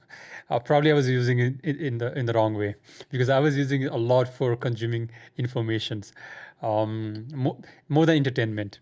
Because what I noticed about TikTok was in a short format, you could find a lot of good informations, and especially with amazing influencer being there, something that would take, let's say, 10 minutes on YouTube, they would summarize the same thing in, let's say, 30 seconds. Right? And that's how I was consuming. But I've also seen that a lot of people consume information differently on different platforms. I've started to use LinkedIn recently, especially posting the podcast, like, okay, release and so on. I've seen it has quite impressive reach. Like one post like 7,000, 8,000. And like I don't have that followers, right? I might have like 2,000 something followers, That's right? amazing. That's Yeah. actually super impressive, Roshan. Okay, I don't know. Yeah, of course. And so I was quite surprised how good the reach of LinkedIn is, right? I'm not very savvy in social media, you might have noticed. But I've definitely noticed that, like on Instagram, it is a lot about lifestyle, right? Like the food, the vacations, and if you have like photo that the product where you can capture into photos Visual. is visuals that are sold more on the Instagram. Okay. If you were to choose, let's say, out of all these social media, if you were to choose one, okay, and you just could focus on that one platform, which platform would you choose and why? I have a very clear answer, and I have this answer before you ask me the question because I've been thinking about this for the last 3 months. What do you think? For me, See, you're a storyteller, right? So I think that's one of his strengths. So I think it would be a lot on the video side probably, but your professional network is a lot on the LinkedIn, right? So I think it would probably be LinkedIn, and since LinkedIn also has videos features, I believe that's would be your 100%. No doubt. No questions asked. Yeah. I'll tell you what I think, okay? So let me tell you a little bit about TikTok and then LinkedIn. TikTok has a lot of relevant information. Used to, I mean, before it was stripped of our lives, right? It had a lot of relevant and great information. And yes, I was getting some of that. But what happens is TikTok is like this sort of maze. Things are served to you. You don't have so much agency. You don't really choose so much, right? So के भएको थियो मलाई म किन भने त्यो केटीहरू dancing on terraces wearing good clothes is because my TikTok, there was a girl who used to work in my office called Alina, fabulous little child, young girl, you know. And Alina had set up my Instagram, TikTok. And so for the first 2 days, she was using it. What does she like to watch? Little girls watching, wearing good clothes and dancing because she was a little girl who used to wear good clothes and dance. So she set it like she watched those. She watched one or two people that she liked, and now TikTok thinks that that's all I care about watching in life. So everybody who's wearing good clothes and dancing on terraces used to come on mine. Ke mall ma dance karira, you know, camera rakera dance karira, that kind of stuff. It took me quite a bit of time to sort of remove that stuff and not interested in this content and look for stuff that I was interested in. And then the algorithm sort of was like, okay, let me now obey Mannsi Agrawal. And let me show what she likes rather than what Alina likes, which is fair, which happened over time. But the problem is, I wasn't using it personally so much as a search engine as I was using it as a throw whatever you want at me. Yeah. You're a Right? passive consumer. Not just that. I mean, I am consuming stuff, but suppose I follow Raushan. So Raushan's going to tell me something about coding, and maybe I'm interested in this. And then 30 people like Raushan will come and throw whatever they want at me. And I don't have so much agency. And because it's 15 seconds, I'm just like, okay, scroll. So you're watching a lot of stuff, I feel, without registering it because that's not what you need at that point. Right? Sometimes you follow those people and you go back to that content, but how often? So a lot of the content was coming, but it was just being boomeranged away from me. It was just being repelled because I was not in the headspace to take that in at that point. So I think you know there's a lot of त्यो के भन्छ त्यसलाई, let me use the right word. You stumble upon a lot of things on TikTok. You get shown a lot of things, and then you're trying to sort of grab things here and there, but you might have watched 60 videos, but you remember two things from two videos. So you're not really taking all that information in. That was happening for me on TikTok. On the other hand, you speak about LinkedIn and how LinkedIn has a fabulous reach. That's because 2 years ago, LinkedIn completely changed the way the algorithm works. Earlier, what was LinkedIn? It was a networking site, a professional networking site. And then these guys are like, not happening because everyone wants to spend more time on a social networking and a content site. So they made it a social media where people were putting more content, which is why now we have LinkedIn for creators. You can have a creator badge on LinkedIn, right? I'm a creator, for example, on LinkedIn. I'm not just connecting with Raushan. I'm also putting stuff out there that Raushan may or may not choose to consume. So LinkedIn changed the algorithm in such a way that now people are actually putting in a lot more content on LinkedIn, which is why LinkedIn is like, okay, let's splatter this content all around and show it to everybody, which is why we have great reach. But if 2,000 followers and you're getting 7,000 reach, I think I need to come and learn from you. Maybe I should learn from more on the you, but not all the posts. I think some posts. I think what I've noticed about LinkedIn is when people comment, especially when they comment and some reshare that, your reach is amplified by a Absolutely. lot. त्यो सबैमा हुन्छ तर लिङ्क्डइनमा त्यसको एकदम डिस्प्रपोर्सनल effect भइरहेछ अहिले. Yeah, it's a good thing. It's a good thing, yeah. So we talk about branding and storytelling. Probably will come back again, but I want to touch on the one of your core part that is your training, right? Tell me what kind of training you provide. Okay. So, how do I start this? This is such a long story, right? Okay. So, I'm a corporate trainer, which means I work with some of the best organizations both in Nepal and outside. And I help first, number one, most importantly, diagnose the problems in the communication in the organization. So, mostly when I do, let's say, branding, it is communication online, right? When I do coaching, it is communication on stage. So Roshan wants to speak on stage, do a TED talk. I will coach him for that. Or somebody wants to speak in front of the media, and I'll coach them for that. And when I do training, I'm helping you communicate in person. As an organization, you have a lot of front-facing staff. Generally we don't know what's wrong with the way they're communicating. So I do a huge, very in depth training need assessment. I try and understand what are the problems that people are facing in their organization. I have a very set method for this. And once I understand what are the problems, whether it's sales, whether it's customer service, whether it is within the organization, leadership wise, I understand what these problems are. And then based on that, I curate, I create 100% customized course every single time to add the most amount of value to your team. So let's say a bank comes to me. I would first have a very in depth training, need analysis.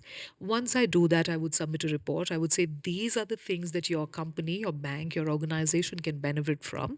Then we have a training, and then I have a feedback session. And then we generally do a follow up in 3 months, 6 months, based on how the contract goes. So that's what I do in terms of training. Okay. The way I see right now is some part of it is also about the branding. Like, for example, let's say when you communicate, in a way you are also telling your story and you're projecting how you want people to perceive about you or your company, right? Absolutely. Yeah. Yes. Okay. Yes, 100%. Okay. And I also want to add one interesting thing, may I? Yeah. Yeah. Okay. So the one thing that has been giving me a lot of joy these days, two, three things, but one of them is leadership strategy facilitation.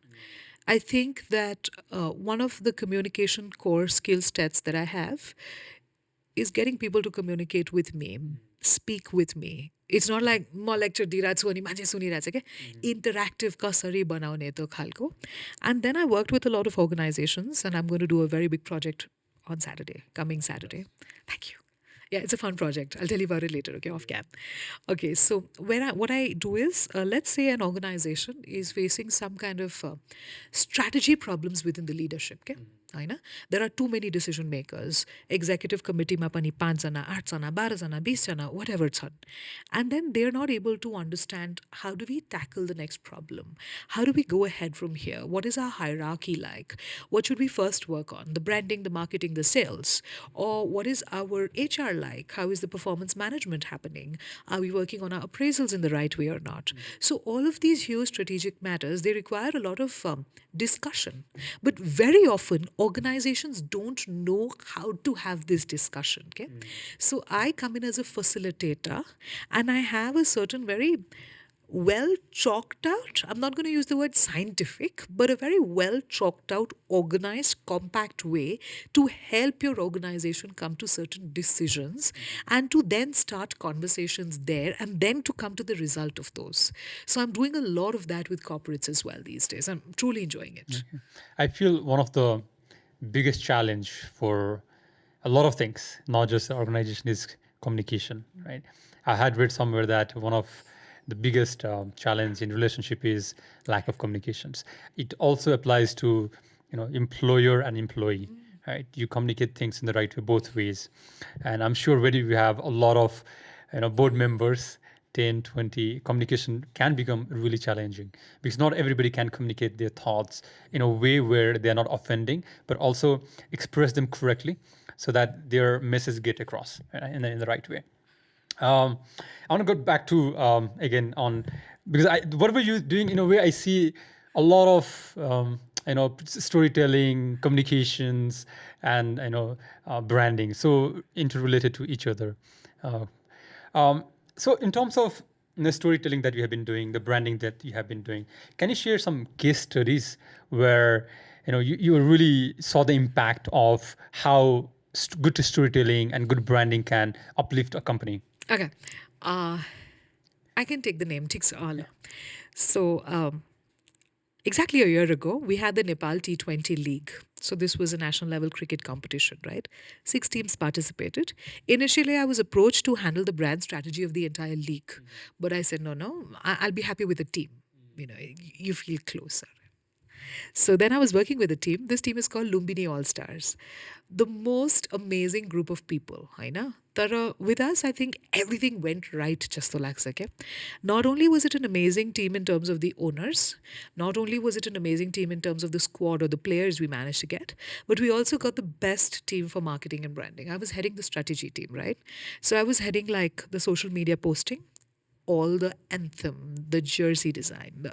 The design, we had a designer, of course, but I was helping them navigate through this. And we also had a graphic designer and we had event managers. So we had all of these things together, cinematographers, editors, this, that. And the brand had a very compelling story. I mean, because it was called Lumbini All Stars, we started with Buddha. We started with the stars, therefore shine as one, rise as one. From the conceptualization of our jersey to the logo, which was done right before I joined in. But I came in after the logo was ready. But the jersey, the anthem, we had the slogan, we had the release of the slogan, we had these stories, we had these podcasts that we did with our players, with our coach. We had made such a huge impact that by the time the second game happened, people were queuing to get our jerseys on the ground. Okay. So I think the impact. So for me, I knew I can't make this team win the league. That's not gonna happen. I don't know how to hold a cricket bat, right? But my job ended the moment the boys went on beyond, like into the field and across the boundary line. But when they came out, my job was starting then. And it was up to me to create a perception of the team in the media. The league itself, there were a few undercurrents of other things happening here and there, but our team was received very well. And then we went on to win also, which was like obviously the icing on the cake and the end goal of everything. But for me, what was more important was the way the story was there. Until today, it's been a year since the team has dissolved, not dissolved, but we haven't played a single match. We won on the 11th of January this last year, right? Or 7th of January, I'm not sure, but Jan first week.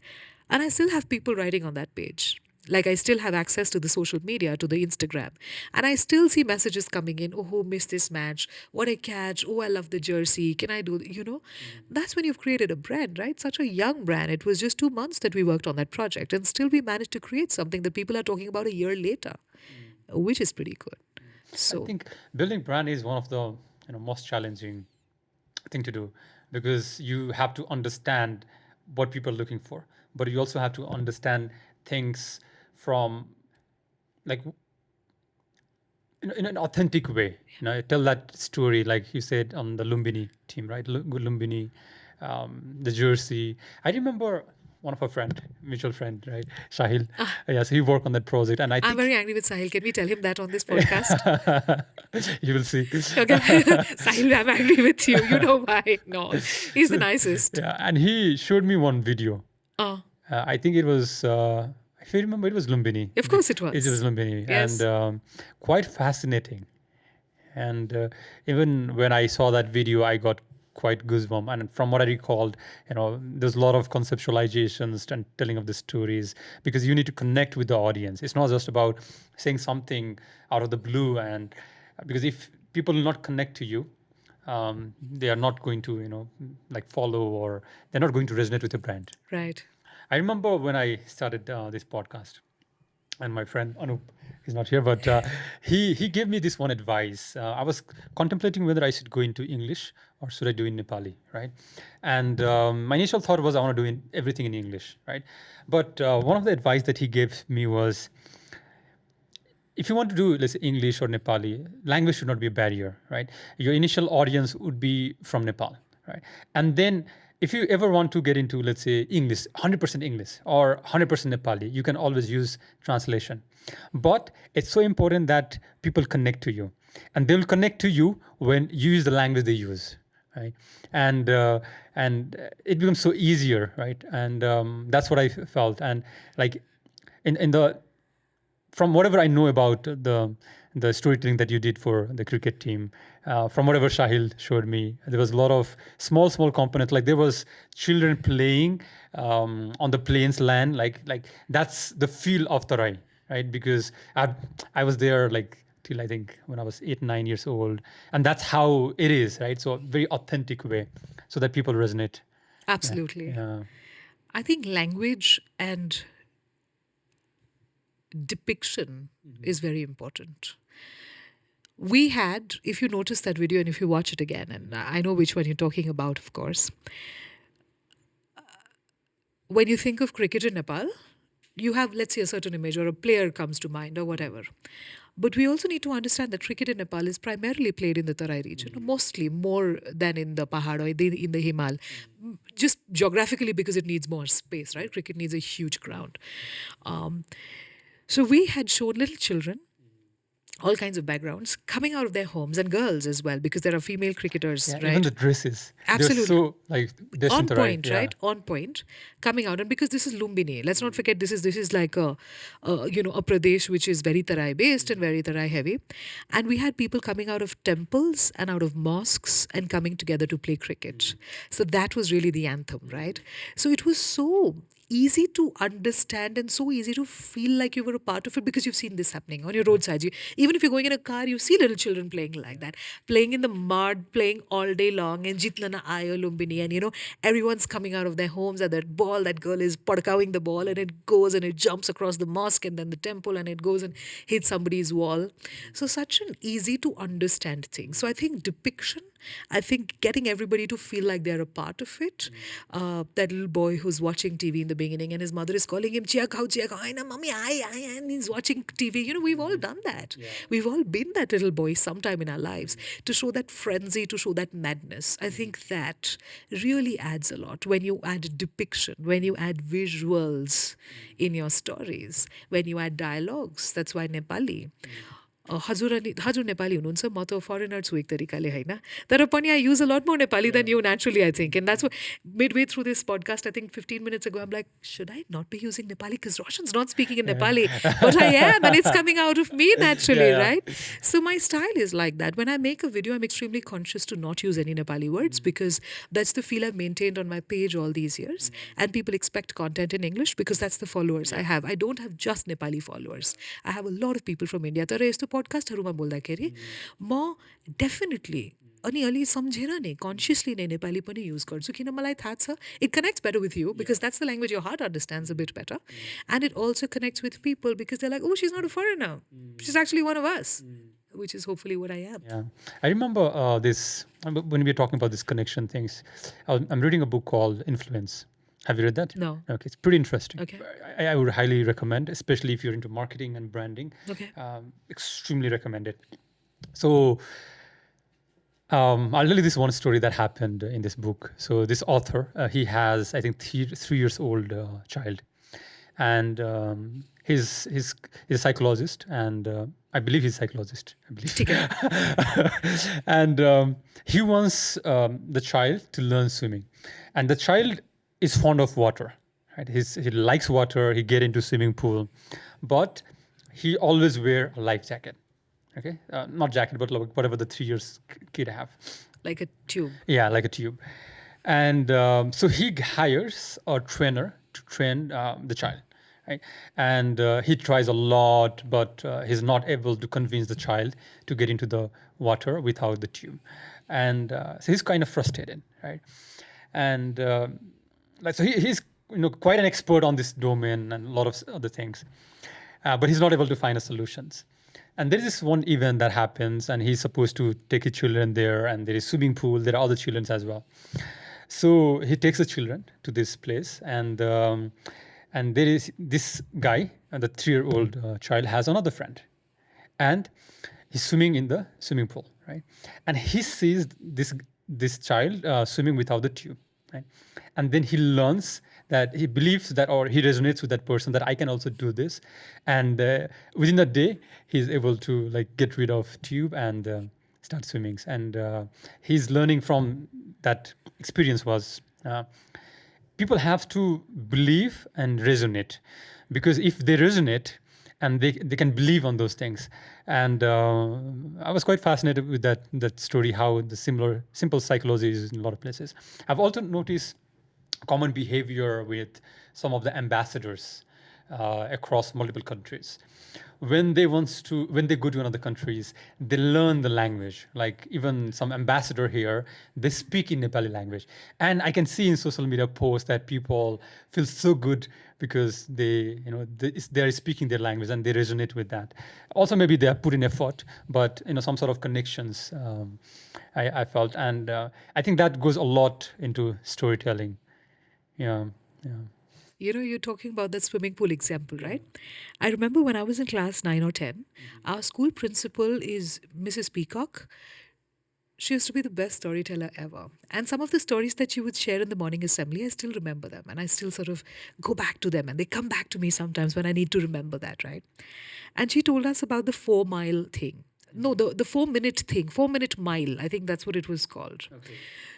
So what happened is in the Olympics or something, no, I don't know what race it was. Let's forget the technicalities, right? But there was this person who said that I'm going to run a mile in under 4 minutes. And everybody said it's impossible. It can never be done. It's never been done. Humans are not meant to do that. You need a machine to do that. And nobody ever really attempted it. It never happened. But this person said, no, no, no, I'm going to do it. I'm 100% going to do it. And this person did it. And the next year, 7 more people happened to do it because everyone's like, oh, it's doable, it's possible. We need to push ourselves. Where am I going wrong? It can be done, but we just need to push ourselves a bit more. And that's exactly what it is. Once somebody has broken that threshold, you're suddenly like, you know, there is a garo chaina ni, la, I can do it. And that completely changes the way you sort of perceive whatever it is, which is why I always feel that maybe we don't give it enough credit, but the first person who does something deserves a lot more than we generally give them credit for.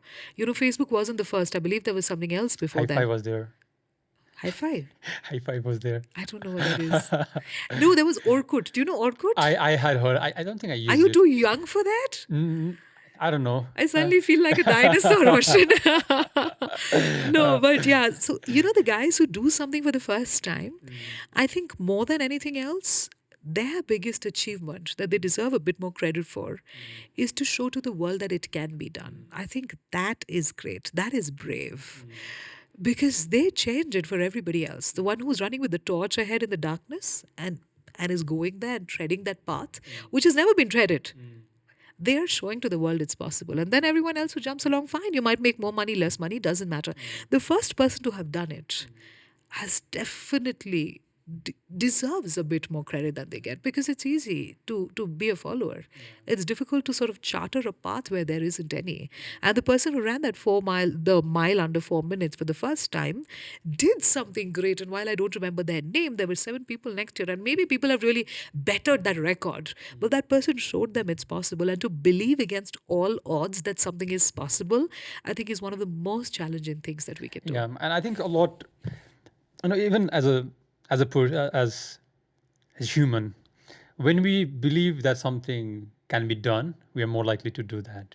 Like for example, in your case, like you said, this 1 mile in 4 minutes, right? But let's say even Mount Everest, right?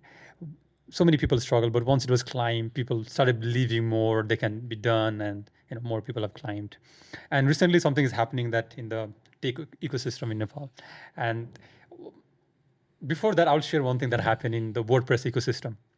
So I work in WordPress, Rara themes. Yeah. I know Rara theme. I don't know anything else. I don't understand the technicality of this. You know that, right? Yeah. So they have this WordCamp event, and it started in 2012, where I was first volunteer. And I think I believe, so it's a very small community of maybe 100, 200, I don't exactly remember the number. And there were a few companies in WordPress, maybe, I don't know, 3, 4, 5 who were doing products at that point of time. And I think 2016 or 17, there was this one guy who was doing amazing in WordPress product. And he shared his statistics, like this is how much sell I've done. Okay. And people were inspired. They believed that they could reach that number, right? And it was like pretty good number. And then I saw like a lot of companies growing like a mushroom in that space, like a lot of them. And then the community grew big. Now, recently we had WordCamp Nepal in Pokhara, and we had 1,000+ participants. That's amazing. And if I'm not correct, WordPress is the strongest IT community in Nepal. In terms of, so it grew like small steps, but people started believing it. Oh, this is possible. People saw other people making money, and you can do marketing and other stuff from Nepal, and it has done pretty well. So one thing is that when people believe, they take an actions and do things. Have you heard of something called the law of assumption? No, tell me about it. See, that's like now going to be the thing. Okay, so my sister, my elder sister, my cousin, I love her. We grew up in the same house. She is perhaps one of the more, not just spiritual, but one of the more amazing people I know. Let's just put it like that. Very inspiring story. So she is a law of assumption teacher.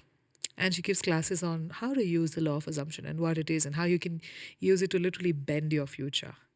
And this is exactly what it talks about. If you can believe it, you can do it. But of course, there's more. I mean, it's a 4-day class for a reason, right?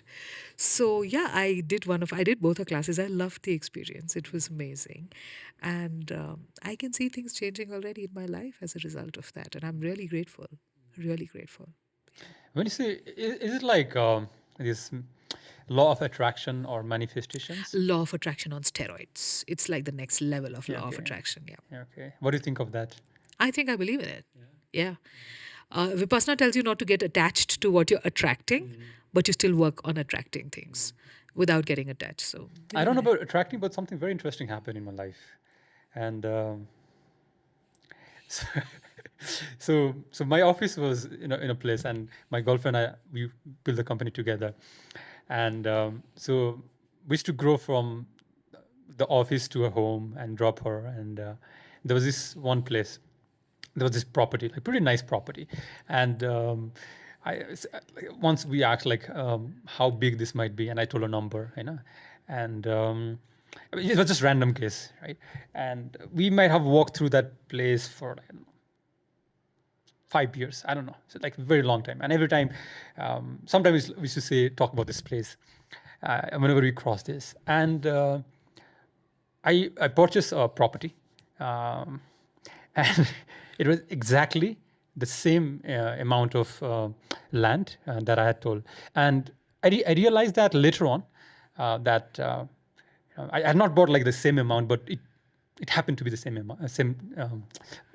amount of land. And then we realized, oh, I don't know if it's law of attractions or because something you think about, of course you have to put in effort, but I don't know how it works. But it was, I don't know, just a coincidence, but something happened there. It wasn't a coincidence. Firstly, I'm proud of you. I'm super proud of you, Raushan. I've seen your growth as well, and it's always fascinating to see these stories and to hear this stuff. And it's not a coincidence. It is, there's a science behind this, quantum physics, this, that, and they call it all these fancy things that I don't understand. I just know, Shah Rukh Khan dialogue, जब आप कोई चीज़ को शिद्दत से जानते हो तो पूरी कायनात उसे तुमसे मिलाने के लिए जुट जाती है. It's exactly that. So, you know that's that, right? Yeah, you know what I'm Om talking Shanti about. Om. Yeah. A drunken scene, I think, right? Something like that. Something like that, yeah. I didn't like the film. Yeah. Me too. I like one song though. कौन सी? आँखों में तेरी? No, the other one, Sonu Nigam. There is, I don't remember the name, but there is another song. I don't know. Not the one that got really popular. There's another song that. Om Shanti. No, that not. There's another song. आँखों में I'll send you तेरी. later on. Okay. Why we discuss? Okay. No, so, yeah, from quantum physics to आँखों में तेरी, I mean, where have we gone? But no, so like, so, you know, when you want something, and I don't understand the science of how it happens, but it does. And it's happened to me so many times, and there are such embarrassing examples that I can't share them on camera because the people in these examples are people we know, and people in Nepal know, like very big famous people in Nepal, right? So I can't share those things on camera about what all has happened to me. A lot of things have happened. A lot of fabulous things have happened. And I'm so grateful that this information is available to us, and I had access to it. And I don't do anything too consciously about it, but I'm grateful. Life is going well. Okay, maybe someday I'll invite somebody who's, like My sister, she's the best. Yeah. Oh my God, she's in India, so I don't know how that works. When she Like, comes in Nepal. Or when I We go have to to invite her, or you can go. Yes. No, she's amazing because she speaks with so much of clarity and she explains the science with so much of clarity, but you don't need the science. You don't need to. I mean, when you go for a surgery, you don't really need to know what is the surgeon going to cut and how will he stick and. You don't need to. You just trust them and you do whatever you have to. You prepare for the surgery, you prepare after it, or you do whatever has to be done after it, right? That's literally what you need to do with this. And my sister will like, she literally says, okay, leave all the science. Focus on the practical stuff. Focus on what you need to do. I haven't been doing it so well so far. Still, things are happening. So I'm like, yay, even being lazy, I'm making things like working out a bit in my favor. It's a good life. That's good. Yeah, That's it's good. good. So, in terms of branding and storytelling again, I like how we pull back and like we go back. Okay, let's go back to storytelling. yeah. Yes. So, in your opinion, where as Nepalese market, like a lot of companies, where we are doing really good at the marketing, and if there are some examples of companies who are doing really well with marketing, you can give that, and where you think there's a lot of opportunities where things has not been done. Oh man, I'm really bad at this. I can't think of anybody who's doing really well in terms of marketing. Like one thing I like, let's say for example, Yensel, for example, right? It's one of my favorite Yeah, companies. like Purple, you know Yensel. Of course, Right? consistency. They are fabulous So with they that. have done that pretty well branding. I don't know about other stuff, but Encel has not just done that well. I think they've done so well in terms of their perception, in terms of whatever their CSR projects are. I think Encel is doing really well. I love that company, not just because I work with them, not just because I know so many of them have become friends. I've been working with them as a trainer, as a leadership facilitation coach, sometimes as an influencer for such a long time now. I love the people at Encel, but that's a completely separate topic. They've done a great job with their marketing, with their CSR, with what people perceive about them. I think, of course, they're doing very well. Who would I think is great as well is, oh man, I'm terrible at this. So I can't remember anybody right now. And every time I see somebody, I'm like, wow, this is fabulous, and I can't remember anyone. What I can tell you is what's not happening so well in Nepal is a lot of individuals still need to work out their personal branding better. And a lot of content based marketing for organizations needs to be improved. So, not like an Encel, but let's say you're a company that's selling paint. I need to see a bit more than Dasai ko dherai hardik mangalmay subhakamna from ABC Paints. I need to see more than that. So I think there's a huge scope. There's a huge opportunity. You're selling furniture. Don't just put pictures of furniture. Tell me the story behind that furniture. I might get more excited. You're selling shirts. Great. Tell me why I should buy the shirt. I want a conversation starter. Like this. Can you see this? yeah, Yeah. yeah. So this is a young girl called Mohita, right? She does this. It's called Little Sherpa. Okay. Mohita, shout out. Okay. So this is like Chandra Surya, right? This is like a Nepal neck piece, and I wear this all the time, and it's very depictive of Nepal. It's got the emblem of the flag. I love this because this has got a story. It's a conversation starter. A lot of people are like, wow, where did you get that? Because this is a conversation starter. Don't just tell me it's made of gold. Don't just tell me it's made of this. Tell me about the artisan who made it. Tell me about the old Nevari man who made this. Something like that. So those things are missing in many organizations. And a lot of people now are conscious consumers and want to buy things based on that. So I think in terms of marketing, yes, people are marketing right. And they're telling people about, यो छ मेरो glass, यसको 10 रुपियाँ, त्यस्तो खालको post पनि आउँछ होइन, ल happy Dashain, happy Christmas, happy यो त्यो पनि आउँछ. तर किन त? What is the story? What is the brand? What is different about your glass and somebody else's glass? Tell me that. Tell me how to consume water in your glass. Give me the cool stuff. Make me an informed buyer. I think that would be better. Yeah, I think when there's a story, people relate to that, but also can see. I don't know. I think people are very fascinated with the story. We have this thing, like let's say somebody say once upon a time, right? Automatically our mind goes into, okay, this is going to tell you a story, and like for example, there's this quite controversial person in Nepal who has this watch, and Why is this watch? yeah, he sells this watch, and the unique thing about this watch is they have something made, something from Everest, okay, some inside that watch, and they sell it. I think something like that, saying that this has some component of Everest, right? And for anybody who has not been to Everest or who is from outside, like it's from Everest, right? Let's say, for example, something with, let's say, herbs, right? You say this is from Himalayas, right? So just because people have that perceptions about Himalaya, they have certain stories about Himalayas that increase the brand value uh, of the product. Like, for example, tea from, let's say, what is this? Ilam Goa. Ilam, right? So automatically you have a certain perceptions about the quality and the brand value gets lifted. Um, and that's where you tell the stories, right? So there was this one friend that I have, and he's into tea business, and he was talking about a similar thing, like who made this tea, what is the backstory, who are the people, and there's a lot of storytelling so that people can not just understand the quality of the product, but also know who made the Produced. product. Absolutely. Yeah. So I'm working as a brand consultant for a company. Not going to take names, for a cooperative. It's a women-led cooperative in the eastern part of Nepal. It's in Pradesh number 8, which is Koshi Pradesh. Na? So I'm working as a brand consultant for them, and they make different products under this one umbrella brand, right? And earlier they were just making products and selling them, and we're working on the repackaging of it, and the ingredients and this and that. And in the whole process, I realized that. They have some fabulous stories about 81 women coming together and making these products, and how it started as a gharelu udyog, and now they're like exporting. They're looking at exporting to Dubai, right? So that's a fabulous story, and it's a story that deserves to go out there. So I said, okay, let's do one thing on the labels. Let's put a QR, which is going to lead you to who made this, which Didi made it. Did Sani Maya Didi make it? Tell me something about her. Tell me something about how she is now making $7,000 a month, and now she's sending her daughter to a better school. I would love to know that. I'm a conscious consumer. I would love to know when something has not been made in a sweatshop, and it's a real human being who's put in their heart and their soul into that achar so that their daughter can go to school, right? That's a great story to tell. So I think this organization, if things go off the way we have visualized it, we'll have some great stories coming out from Eastern Nepal through this one brand and through the magic they managed to create in the lives of so many female entrepreneurs there. So that, of course, is a very compelling narrative for a conscious person like me. True. I also feel that stories stay with people. They'll forget about the product, they'll forget about the services that you provide, but you have a compelling story, they'll remember. I remember when I was speaking in WordCamp Asia in 2023. So there was this one big WordPress event. A little bit technical. I like how you just make it simpler.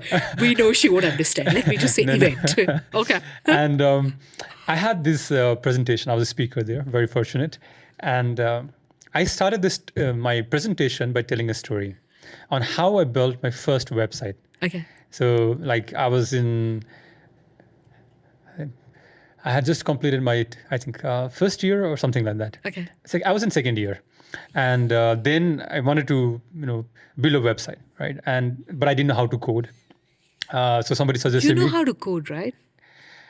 You always told me you're coding and stuff. I have made one program, but I never launched that. I'm more of a marketing guy. But I studied programming. What is the difference between programming and coding? It's the same. So you know how to code. I mean, I have studied. I've never coded like something and made live. I have coded and put it a video on YouTube, which is private, but I have not like worked and put something out there. But I can build website. I don't understand the difference at this point. Let's just leave it at this. Sorry, Okay. go on.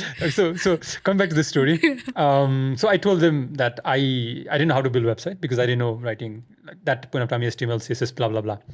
So a friend recommended me to look into WordPress and how I build my website. So I told I saw a lot of themes and plugins, and there was this one website which had tutorials. And the reason I chose that product was because it had tutorial, right? And I shared that story. And I share that story. I also share with them. My presentation was about marketing, right? And I was talking about adding stories to the marketing that you do, right? Especially, let's say, we do email marketing. So tell your story. How did you get started? And we do it with our marketing as well.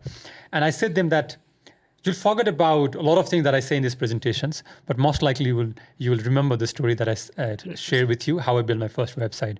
And I feel that story stays with people. I think we are wired in a way that we'll remember the stories. True. Stories make you feel things, right? Yeah. It's the most internal way of taking in anything. When you feel, when you can empathize, when you can see, touch. See, more sense organs. Simple.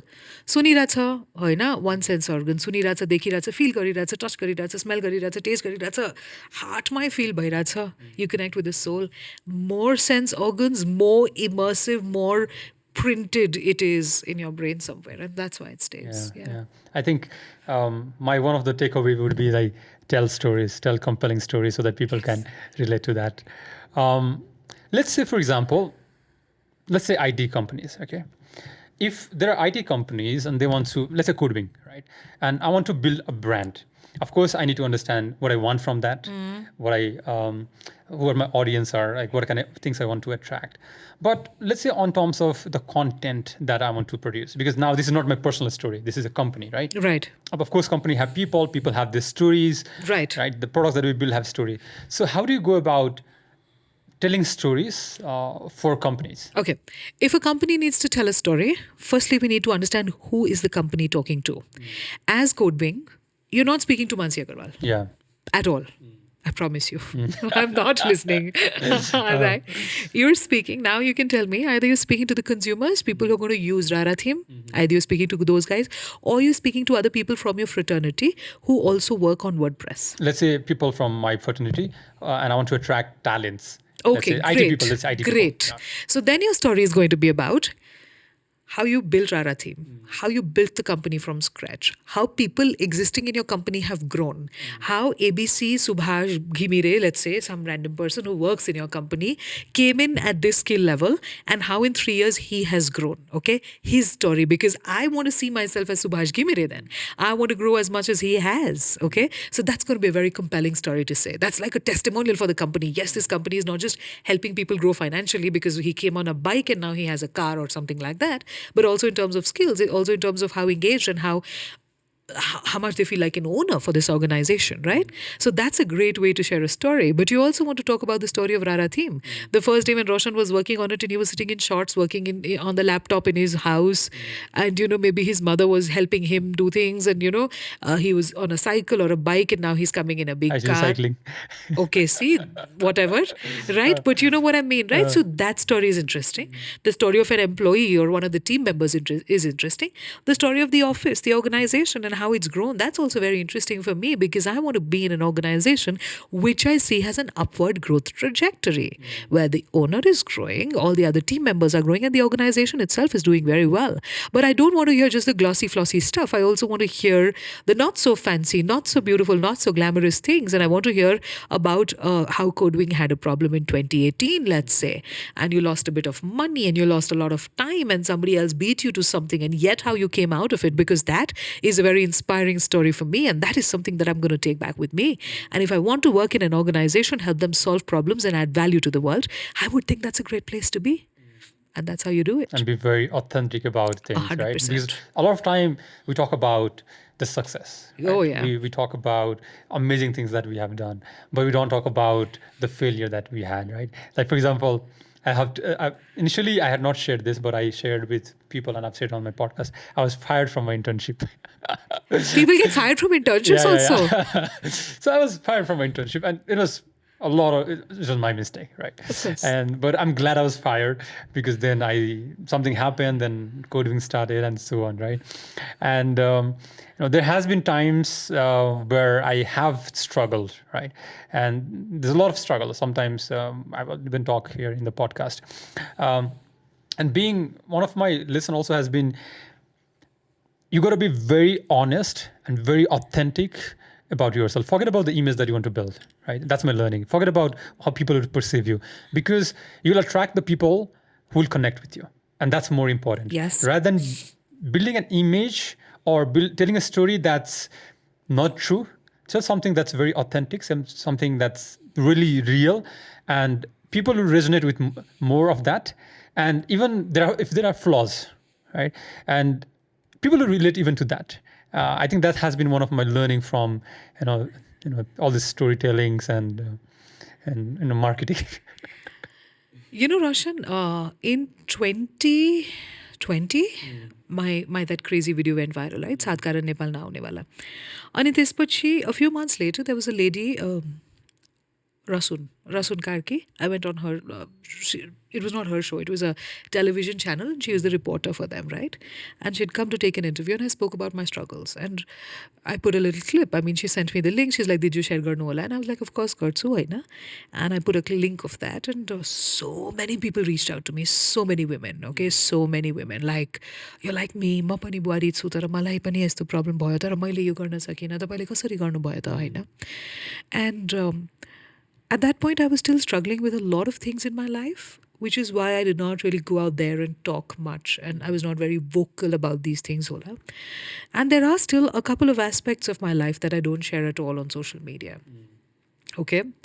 But I'm extremely unapologetic and extremely honest and extremely transparent about my struggles, extremely transparent about how I feel. We all have a way of sort of powder puffing our faces and removing all those creases and those wrinkles and putting filters. Not literally, but I'm talking more symbolically. And yes, I have been guilty of that sometimes. But then there are these days where I am unapologetically and unembarrassedly and unashamedly myself. And for example, one of those days was New Year this year. I don't know if you saw the post that I made on LinkedIn, Instagram, and Facebook, all three. And like it had some 60,000 reach on LinkedIn, which is quite a bit, right? And I got a lot of comments from 4 chartered accountants because I had made a little mistake. And I'll tell you what the mistake was. So I wrote my balance sheet for 2023. Gain something, something, something, loss, something, something, something, gain, something, something. And they're like, no, that is a profit and loss statement. That is not a balance sheet. A balance sheet has assets and liabilities. And I'm like, sorry, accountants. If I managed to upset the entire fraternity of chartered accountants with that one post of mine, but I mean, not the funny thing. The genuine thing was, I was so authentic about the fact that 2023 was one of the lowest and the worst years of my life. I had lost so much. I had been thrown out of my comfort zone. I had a very difficult time, and I'm glad I'm out of it and smiling. But it was a very complicated year for me, right? And I spoke about it, and the number of people that messaged me, that got in touch with me, and that are like, okay, we're with you, and like it was unbelievable. And I'm doing all of this alone, and I'm alone in this country in a way, and dealing with all of this. And I spoke about it because I thought it was important for people to understand that I'm not as fancy mancy as I look all the time, right? I'm as authentic as anyone else is, and I can. And I'm dealing with a lot, and I'm dealing with a lot of struggles, and there have been days where every day has been a struggle. Oh my God, like, what do I do now? I have been extremely lucky, and I don't even feel bad about things anymore, and I'm not very emotionally charged anymore because I've had a lot of conversations. I think my ability to work things out through words is extremely high. And I've been lucky to have the right people to share things with. Yeah. So I've spoken a lot, whether it was to a therapist, to my best friends, to my diary, to myself. Whatever it was, I've really shared, spoken, worked out things. But I've also been very transparent about the fact that I've struggled a lot. And I struggled in terms of career. I struggled for 1 year in 2008 in terms of health.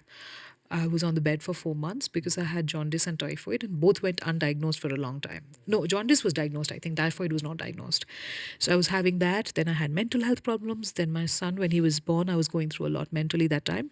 And then, of course, there was this huge other problem that I got into. And 2023, a few things got sorted, but a very difficult year. I've been not extremely open about it, but open about it in terms of hinting, okay, I had a very bad year. I struggled a lot. It's been a difficult year, but I'm glad I'm standing on my 2 feet and I'm alive and I'm smiling through it because it's over. Yeah. And nothing's permanent. Nitya, remember? Yeah. I can, when you said that, I know the struggle that you mentioned. And, it took me back to one of the tough moment that I had in 2022. And I still feel the impact of it. I think I've come to a large extent out of it. I had like a massive impact. I've not talked about this, but my friends knows who are very close, and some of my team knows we had a major setback in our business, and it's not because of it was just a business, but I don't know, there's a lot of things, and it has such an impact that I couldn't work for like a month. Like I can't say it's like I was depressed, but you are in a state where you're not functioning because you Yeah. have this major setback, Yeah. and then the impact is such that you feel that impact for a very long period of time. It took me like 6 months to really process that and to overcome, but still it has that impact. It's still, hopefully that is going to resolve now. Yeah. So I had to work a lot. There was a lot of things going on, but sometimes that something very big happened to you, and then it just it you were tested. Oh, yeah. You It's were a tested. catalyst. Yeah, yeah. Like my wife says to me that she had never seen me in that kind of situation. She has known me for like we've been together for 10 years, and we built the business together, and she has seen me, like ups and downs, a lot of that. But there was this moment that happened. She told me like I've never seen you, like this, and still like tells me that I can still feel the impact of that, and you were tested, and but then I think that's how life is, and and when that happened with me, I share with my team members, and how I feel, and I'm very authentic, and some people part away because of that happened. It was, I don't know. I'm not talking the details, but when something that will be resolved, I'll probably talk, or it will not be resolved, I'll talk about that. And then I was very authentic, and some people stayed with us, some people left, and and it was quite an insightful experience to reflect back. Um, I don't know where I'm going with this, but Don't yeah, Let me ask you something. yeah. Don't you think you've grown stronger as a result of that? I have, and it has changed a lot of things that I do, like in terms of, you know, how I want to grow the company, how much risk I want to put, how I perceive people, um, even my own health, right? So what happened was, it was such a major setback that I didn't know what to do going forward, right? Because I had invested 21 months of my time, my resources, and it was one of our most ambitious project, like most ambitious project. If it had gone where it was supposed to be, it didn't have the setback, we would be like maybe, I don't know. My assumption was it would be 10 times, 20 times, 30 times bigger what we are today, right? It was such an ambitious project. I have put everything, like the best people in that project, and it was such because of some people that happened, and when that happened, you need some sort of foundation, so something that hold you. Like you said, in your case was friends and family. Of course, for me was same, my wife, my friends, my team, but also from financial perspective. Remember the real estate that I bought? My thought was that if everything is going to go bad, I'm going to sell that real estate, and that is going to be backbone of the things that I'm going to build. It was such a situations, and I don't know, telling about authentic stories. I don't know, just came Raushan, I struggles. lost. Yeah, So you talk about 21 years, right? yeah, 21 months, months. right? Yeah, I lost something I built for 16 years, 16 and a half years, right? And 16 and a half of the best years of my life, right? yeah, And yeah, it hurt. But then somewhere I stopped crying because it didn't hurt anymore. And I started thinking about all the positives. Oh my God, I'm alive. I learned so much. I grew so much through this process. I calmed myself down so much through this. I dealt with everything like a matured adult. I have been so forgiving and gracious through this. I have been so much at peace with myself through this. I have been so non spiteful with anybody who did me wrong through this. I've grown. And every time I think about, oh, but I lost everything. Yeah. But I know I'm a much better, stronger, and happier person as a result of this. If that is it, that's enough. Because you know what? Everything that we might have lost could be either in terms of losing face in society, losing money, losing time, losing effort, yes. But bhakkar vipassana गरेर आएको हजुरले पनि गर्नु भएको छ नि, you're going back again, right?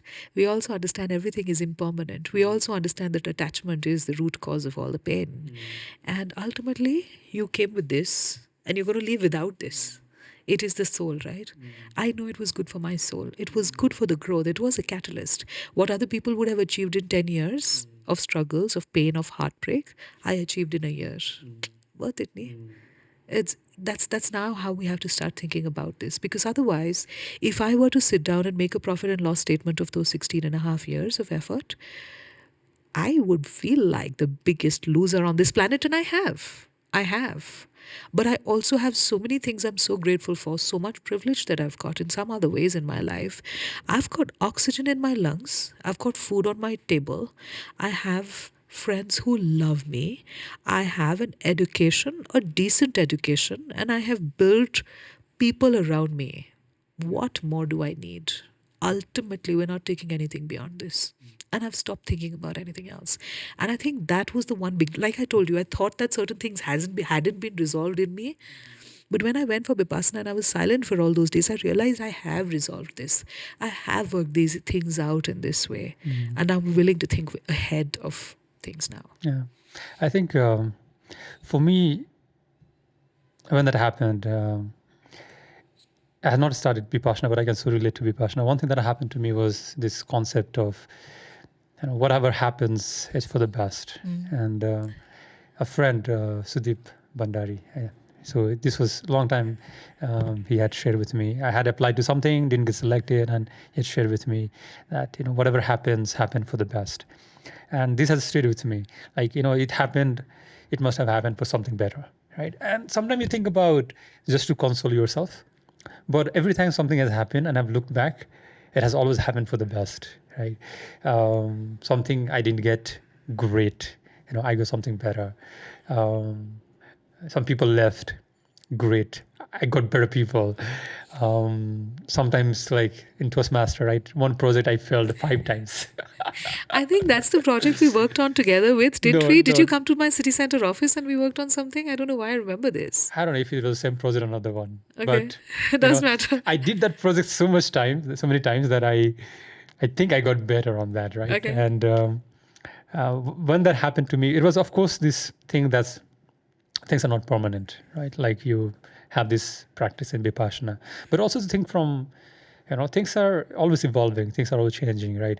One concept that I had this was recently, like, people are so afraid to put their phones down, like switch off. If I ask people, like, put your phone down for one day, right? You have this feeling, what if I get a call from my home? FOMO. Yeah, exactly. Yeah. Like, something emergency happened in my house. And when I went to my meditation to June began, where of course your phones are switched off when you are, into learning that. And, I had that fear. It's not that I didn't have fear, but eventually I got this feeling that what if, something happened and I'm no longer in the world, okay? Will things continue to happen or not, right? Things will find its way to continue itself. And so if I go to, let's say, Vipassana for 10 days, or I do, like June began, I did 7 days of meditation, no phones, things are happening. They will find their ways. And just because I'm not there, I'm not present, things will not stop. And, sometimes I talk about people, oh, go to Vipassana. Not that I want, but, when something you experience something nice, something is beneficial, recommend to your friends, right? And a lot of things that I get from friends is, oh, Dustin, how I'm going to survive, no phones, and this concept, like, things will not stop if I cease to exist. Nobody is indispensable. Nobody. We think we are. We give ourselves way too much importance. Oh, म हुँदैन त यो हुँदैन मेरो छोरालाई के हुन्छ त भइहाल्छ.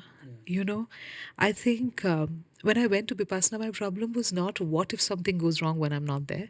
Although that thought would come to my mind every day. I hope everyone's okay at home. Like, I hope Chora is fine. I hope he's eating okay. I hope his health is okay. You know, I hope I go back and there are no shockers that I have to see in my life outside.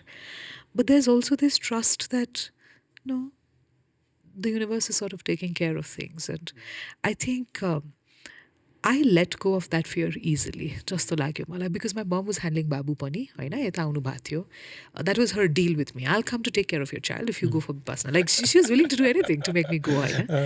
And त्यो कारणले त्यो एउटा it was rather easy for me to maybe go without that fear.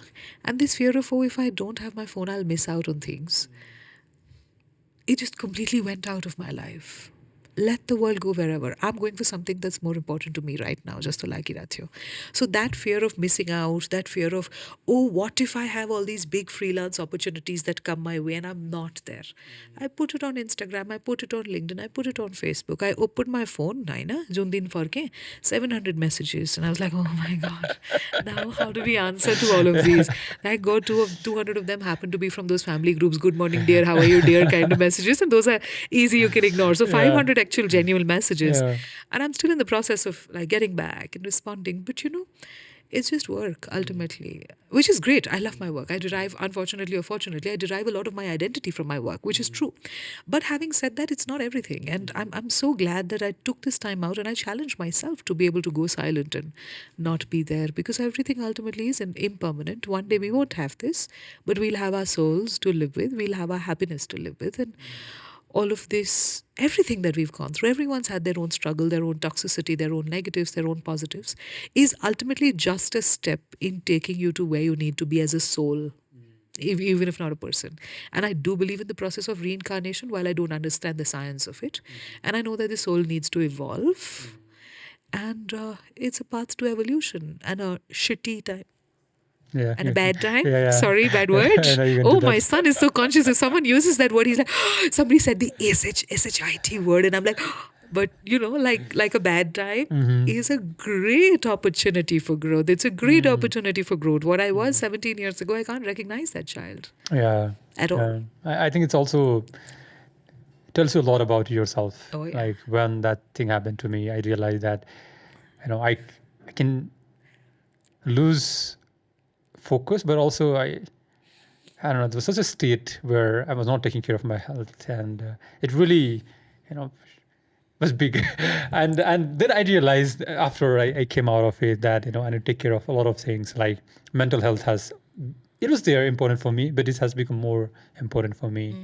And like I said, everything happens for good reasons. It's going to teach you and make you stronger, and the good days are ahead.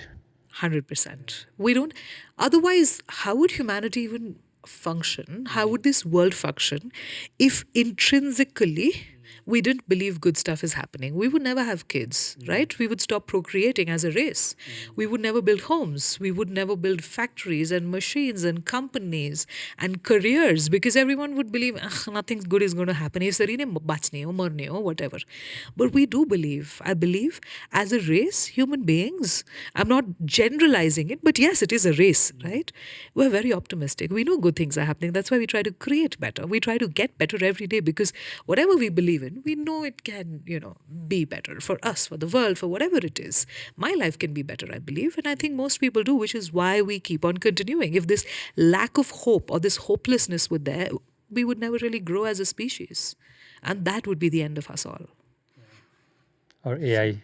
Hare, AI is scary. Don't even talk about AI. Yeah, I think, oh yeah, that's a fear. I mean, that's not a fear, but that can be a great tool, terrible master. But I don't know, a lot of people I think are going to be threatened by it. Yeah, but I remember the movies, there used to be a long time ago where AI is taking over the world. And know. I just thought, I don't know what's going to happen with the AI. I am optimistic. I think, like I said, things are going to happen for the better. We evolve and we find our ways. And that happens in our personal life, but also as a community. And I think good days are ahead. Evolution and this ability to evolve is like a muscle. And the more you use it, the more you develop it, right? It's like connections in your brain. And the more you keep on using it, the better you get at it. So that's why I also think that people who are multifaceted, who've learned chess and coding and marketing and psychology and something else and something else and something else, have the ability to learn faster and have developed this muscle of being able to evolve all the time, which then allows them to also evolve into somebody who knows how to use AI well. I think that's also one of the reasons why I love people who are multifaceted and who've got a completely unique set of skills, because that's going to be important to learn more and more. So I want to ask you one thing, not about marketing and branding, but from your personal life. Oh, yes, finally, we're getting to the good stuff. So out of this, whole experience that you have as a person, we all learn so important lessons. Let's say you were to give an advice to, let's say, 20 years old you, or somebody younger, and based on all the experience that you have, what advices would you give to yourself? To 20-year-old me, I would just say something which I can't say on camera right now. I cannot. But I know exactly what I would say. It's one sentence. I've said it once in the past and I've regretted it. I've said it aloud once in the past and I've regretted it. But I know exactly what I would say to the 20-year-old me if I could give one piece of advice. To anybody else, I mean, to 20-year-old Mannsi, this is the advice I would give, which I'm not putting on camera right now. To anybody else, here's a piece of advice. Just remember, alchemy is real. My life is about change. My life is about transition. My life is about transformation. Alchemy is real. This is something that I've been saying, screaming all the time. And I just want to again clarify this, right? So we know what chemistry is. I know. There chemistry huna agadi, before it was a formal science, there was a science called alchemy. Alchemy comes from the Arabic word alchimia, which means to change or something like that. I'm not sure. Alchemists were those people who in the medieval ages, there's a book also by Paulo Coelho, right? But alchemists were people who in the medieval ages believed that anything, any kind of metal or solid or maybe even liquid could be taken and transformed into gold, right? And that was the quest of their lives, to take everything and to make it into gold, because then it becomes precious, it has value. And when chemistry became a formal science, alchemy was disregarded and made a pseudoscience. And people said, no, alchemy is nothing, chemistry is the real deal. Alchemy is nothing, alchemy is nonsense. Okay, so we disregard it, we let it be. And chemistry became the real thing, where they're like, okay, soon ko to kaam chaina, but chemistry, things mixed, whatever. I disagree. I believe alchemy is real. Everyone inside of us has the potential to make us, ourselves, the gold we want to be. And alchemy is real because you, Raushan, me, Mannsi, and everybody else around us has the potential to become the gold we want to be. Our lives, this is again like the growth mindset on steroids. We were given so much, but our lives can grow and we can become who we want to be. I don't feel like the same person I was in 2018 at all. I feel like every cell in my body has changed. And science says the same thing as well, right? Vipassana says the same thing in a way. This is just my take on this, and I believe it for the longest time. Each one of us has the potential to change everything about our lives on a almost cellular level. Now, I don't understand how the biology of things work, right? But I do understand that emotionally, psychologically, we have the power to change. And that is really my message to anybody and everybody. Alchemy is real. You can choose and be what you want to be, no matter where you are today. And you can change your life to make the gold in yourself. Yeah, that's quite powerful. That's how I live my life. Thank you so much for sharing with us, and I hope you had a good time. I really had a good time talking to you. I had a great time connecting with you after so many years, Raushan. Yeah. Like, we've been friends forever, I think, Yeah. and such a wonderful conversation, and you're doing so well. Thank you. Great to Thank see you. that.